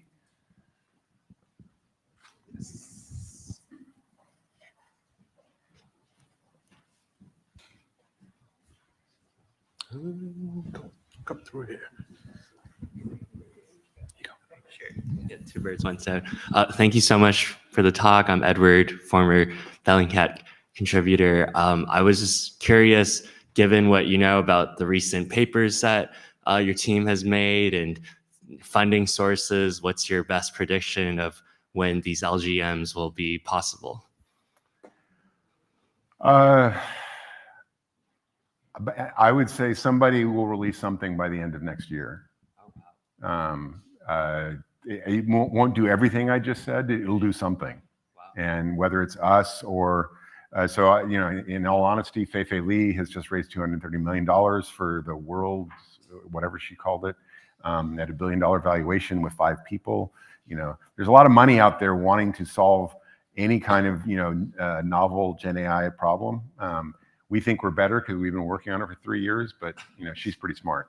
So we'll see what happens. We'll just go one person over. Hi, Brian. This is Kolina from Bellingcat. Thank you for coming here and giving this chat today.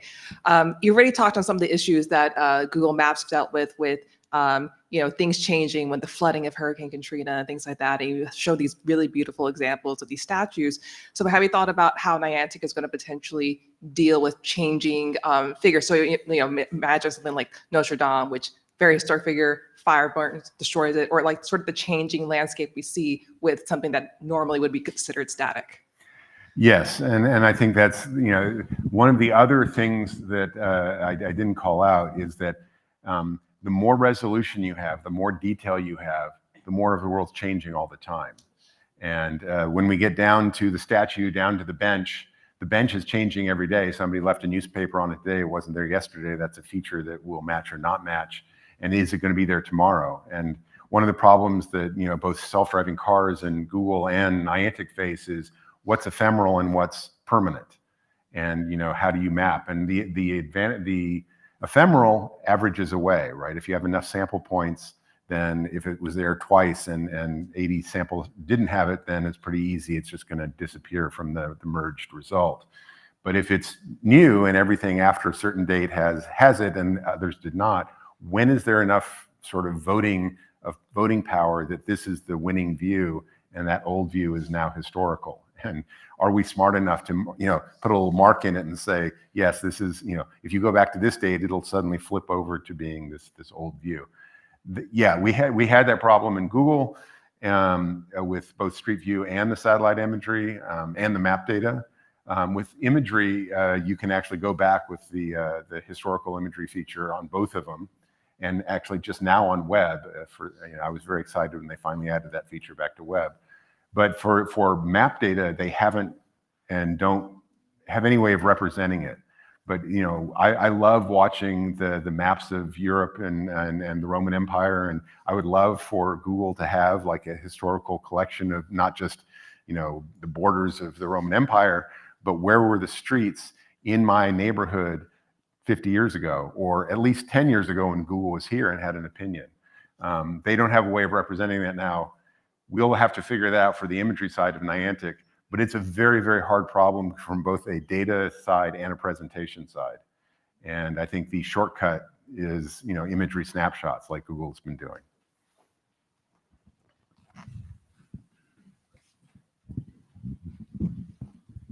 Thanks. Hi, I'm Thomas from Bellingcat's Global Authentication Project. One of the key points is that mapping is so political. And I was wondering if you had any thoughts about how the issues seen in other AI data sets, that they predominantly reflect white English-speaking rich democracies from the West. How do we avoid those issues when it comes to this predictive mapping, that we're not basing our maps of the rest of the world off of what maps of these Western countries look like? I think one of the ways that we're definitely going to be doing it is that one of the signals going into this system is going to be the GPS coordinates and any OSM metadata for that location, and that will pretty well organize things based on both just geometric location as well as like political location and separating North Korea from South Korea or whatever. I think that signal will be in the data. And so if you're asking, if this is a picture of North Korea, it's going to look like this. And if this picture of South Korea, even if it's only 150 meters away, it is probably that. And I think we have that explicit signal where a lot of the inputs to LLMs did not have that explicit signal. And I think that's part of why you're seeing this, kind of mushing of data together in LLMs. I think at least geographically, we can avoid that. But it'll be tricky when it gets very close and there are no distinguishing metadata signals about the difference.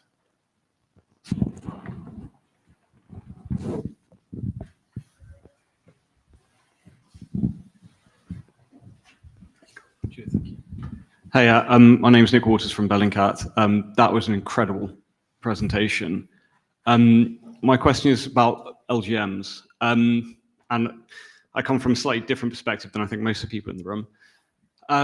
If I was in the military, I would find those kind of maps unbelievably useful. And there's always been that connection between maps and the military, ordnance survey, etc.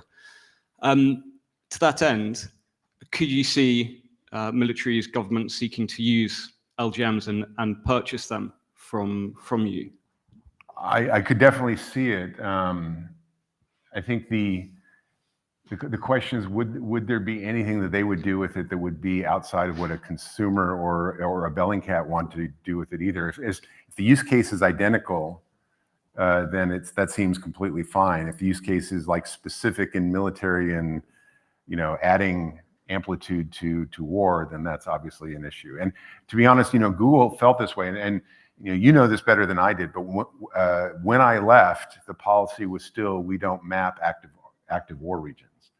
And I don't believe that's currently true, because I heard you all talking about Ukraine imagery updates, and that certainly would contradict that statement. But for a long time, once something went into active warfare, we stopped updating. And Iraq in particular, we definitely didn't update for a while in 2003 and 4.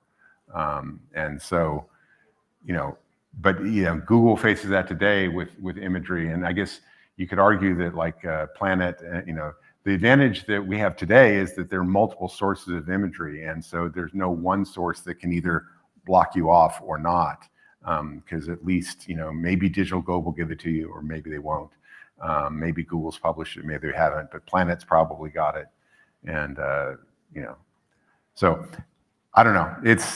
Military is very hard. But I don't feel bad when they're doing exactly what everybody else does with the data.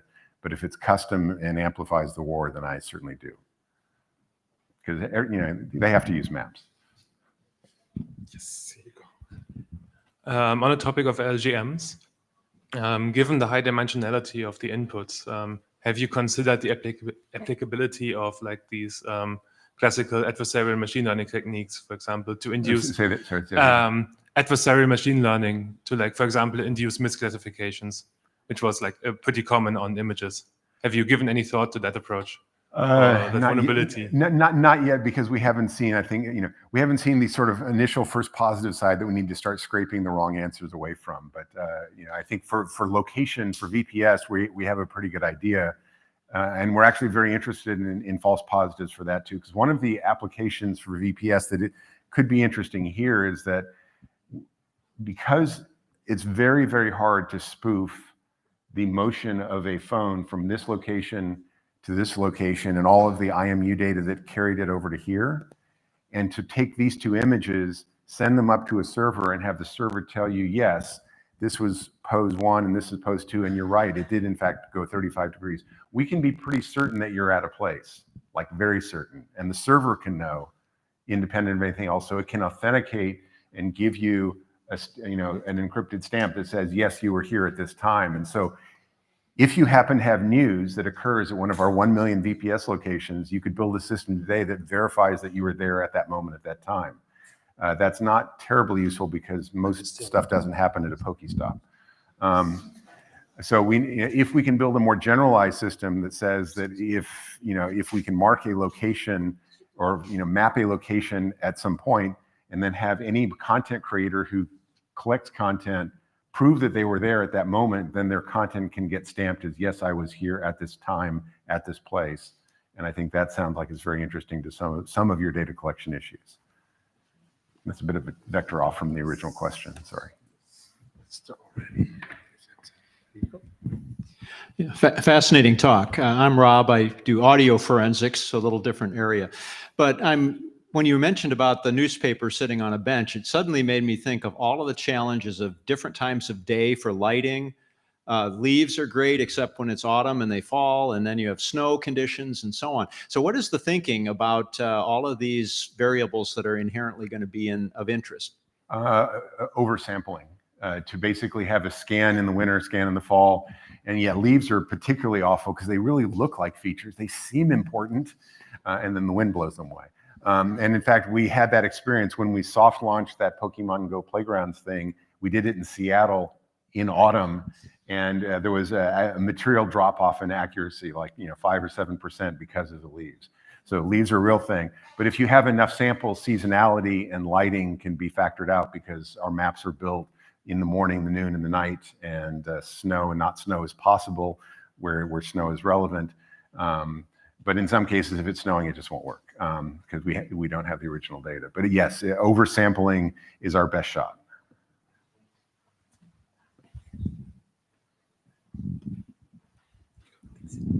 Yeah, Lisa from Space for Good. First of all, I want to say that leaves are really important. Second of all, with these LGMs, do you have any ideas how to fill data in places where there is less data available?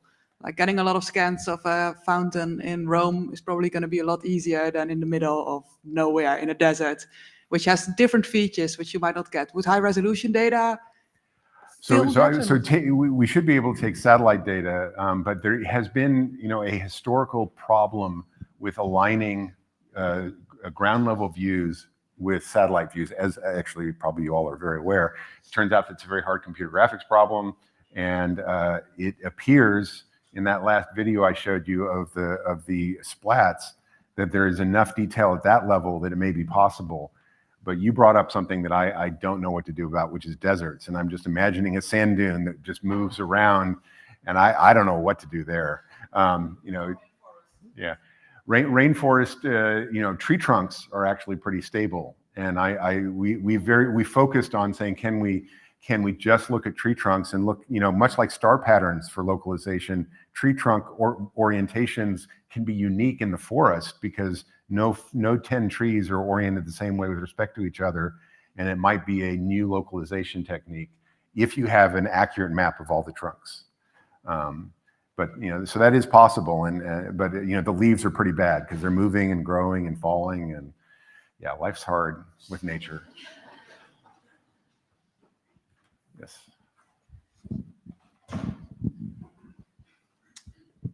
Thank you.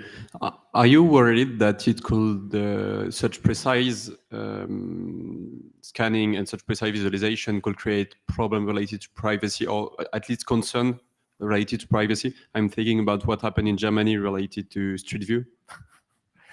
Yeah, what you're referring to is what we in Google called blurmany. And Germany had the requirement that we allow residents to request that their house be blurred before we took the picture. And that made life very difficult because we had to come up with a user interface that said, show me where you live, and we'll go try to blur that. And we did do that. And it was so miserable that we stopped doing Street View for like 8 years and just started again, apparently in the last couple of years. We've now finally, they have started doing Street View in Germany. So privacy is an issue. I think that, for the scans that we have from Pokemon Go players, we already blur license plates and faces. For the Scaniverse at the moment, we don't, because, there's a single scan and you see the thing before you upload it. So, the goal is there's either nothing private. We will take down anything that is in a private location or has any personally identifiable information, and we will automate that process probably with some ML soon. But so far it hasn't been an issue, which means we're just not popular enough yet. So I think yes, that is an issue. The one advantage of like oversampling is that all the movers, all the things that change get subtracted out, and that's usually where the privacy lies. The other one that's hard is like indoors. How do you recognize that it's a residence or a private location? And we try to use OSM as a hint and other signals to hopefully reject private locations. But it's very hard. If we want to do an indoor shopping mall or store, that's indoors, so you can't reject indoors generically. You have to figure out what works and doesn't. And so yes, we're worried about it. For training the LGMs, I think we will probably pre-filter it as much as we can. And also LGMs tend not to retain specific things unless they're at high volume, so they by themselves will average things out. The last two questions for today. Thanks. My name's Ollie. I'm at UCL, but I work with Bellingcat a lot. I was wondering, so this has been a big year for geospatial foundation models. So these are like large models that are trained in an unsupervised way on satellite imagery. And those have like very immediate, very intelligible sort of use cases for investigative journalism. The New York Times love to use self-supervised learning to find multiple instances of this one thing, be they 2,000-pound bomb craters or like a Chinese spy balloon making its way over America, right? Like searching a wide area for one instance of a thing, something that's very directly applicable to investigative journalism, or like geolocating one satellite image that doesn't have that metadata on it. So like NASA and IBM have released a geospatial foundation model this year. Loads of private companies, Picterra, Clay are doing this as well. I think like one question that maybe like benefits this audience is to understand like how this technology in particular could be used in an investigative sort of capacity. Yeah, you may be able to answer that better than I can. I would say that all of the overhead imagery, overhead imagery has been analyzed, by governments for a long time, and now by these models very recently, and the advantage that the overhead has is that it's available uniformly at scale, and it has the metadata associated with it. So the training system is actually pretty easy. The identifying, training on what features to find, is a bit harder, but I think we've made a lot of advances there. This is different. This is from the human perspective, and I think that's why, maybe it is relevant to Bellingcat. You analyze a lot of on-the-ground photos, and there has been a big struggle with translating on the ground to what the overhead looks like. And I think one of the things that could come out of this is the ability to derive the overhead location from the on-the-ground unmetadated photo. And that is a goal that we're working on. And if we succeed, then I think will be very valuable. And we can use all of the inputs, whether it's the satellite or the OSM, to teach us what the overhead looks like, and then hopefully generalize that across, large, the rest of the world. Hello, thanks for a great speech, Martin, Total Design. I wondered about like LLMs. In order to train them, you need loads of energy. And LGM also with the parameters, it feels like there's even more energy needed, even for the next and the next and the next. What are your perspective on that, on green computing? I have been deeply impressed with NVIDIA and TSMC. Both have done amazing things. Like we got stuck at 3.6 gigahertz clock rate or whatever it is, for the last 10 years. So, things aren't speeding up in clock rate, but they are certainly getting much better at using the silicon. And, with this 2 nanometer feature size that TSMC is doing, you can squeeze a lot onto one of these chips. And right now, NVIDIA is profiting mightily from that. But the cost is going way down per calculation. The question is, personally, I think that and this is just my personal opinion, I think that the current modality of training LLMs and the current, whatever we do with LGMs is probably going to be surpassed by a factor of 1,000 or 100,000 or 1 million times more efficient than we are today. I think there are things that we are missing in this training system that are going to speed it up radically. And there's people who claim they've already done it in certain narrow use cases. But I'm willing to bet that this is software, and yes, it's data, but there are shortcuts, and there are always shortcuts. And I think there's a factor of 1 million left in there, and that's the step. Now the counter argument is, of course, once you go 1 million times faster, you're going to do 1 million times more data, and you've won nothing except quality. But I don't know. I think we're going to see a lot better efficiency out of our existing systems, out of existing LLMs, which means that they're going to be, much better models are going to be able to move on device. And so nobody asked me this, but I am very much of the on-device solution process. I don't really want everything I say, everything I see to go up to a cloud somewhere. And if we can get on device to actually address, come up with interesting metadata about our experience, and only that part that we then choose to share with the cloud on social media, whatever it is, that would be great, because I really don't want to be feeding OpenAI with my live stream. And that would be the alternative. So pass.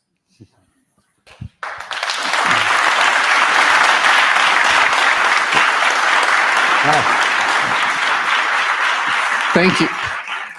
Thank you so much, Brian, for such an interesting talk and answering so many questions. Clearly lots of interest in the room about the future of geospatial technology. Thanks.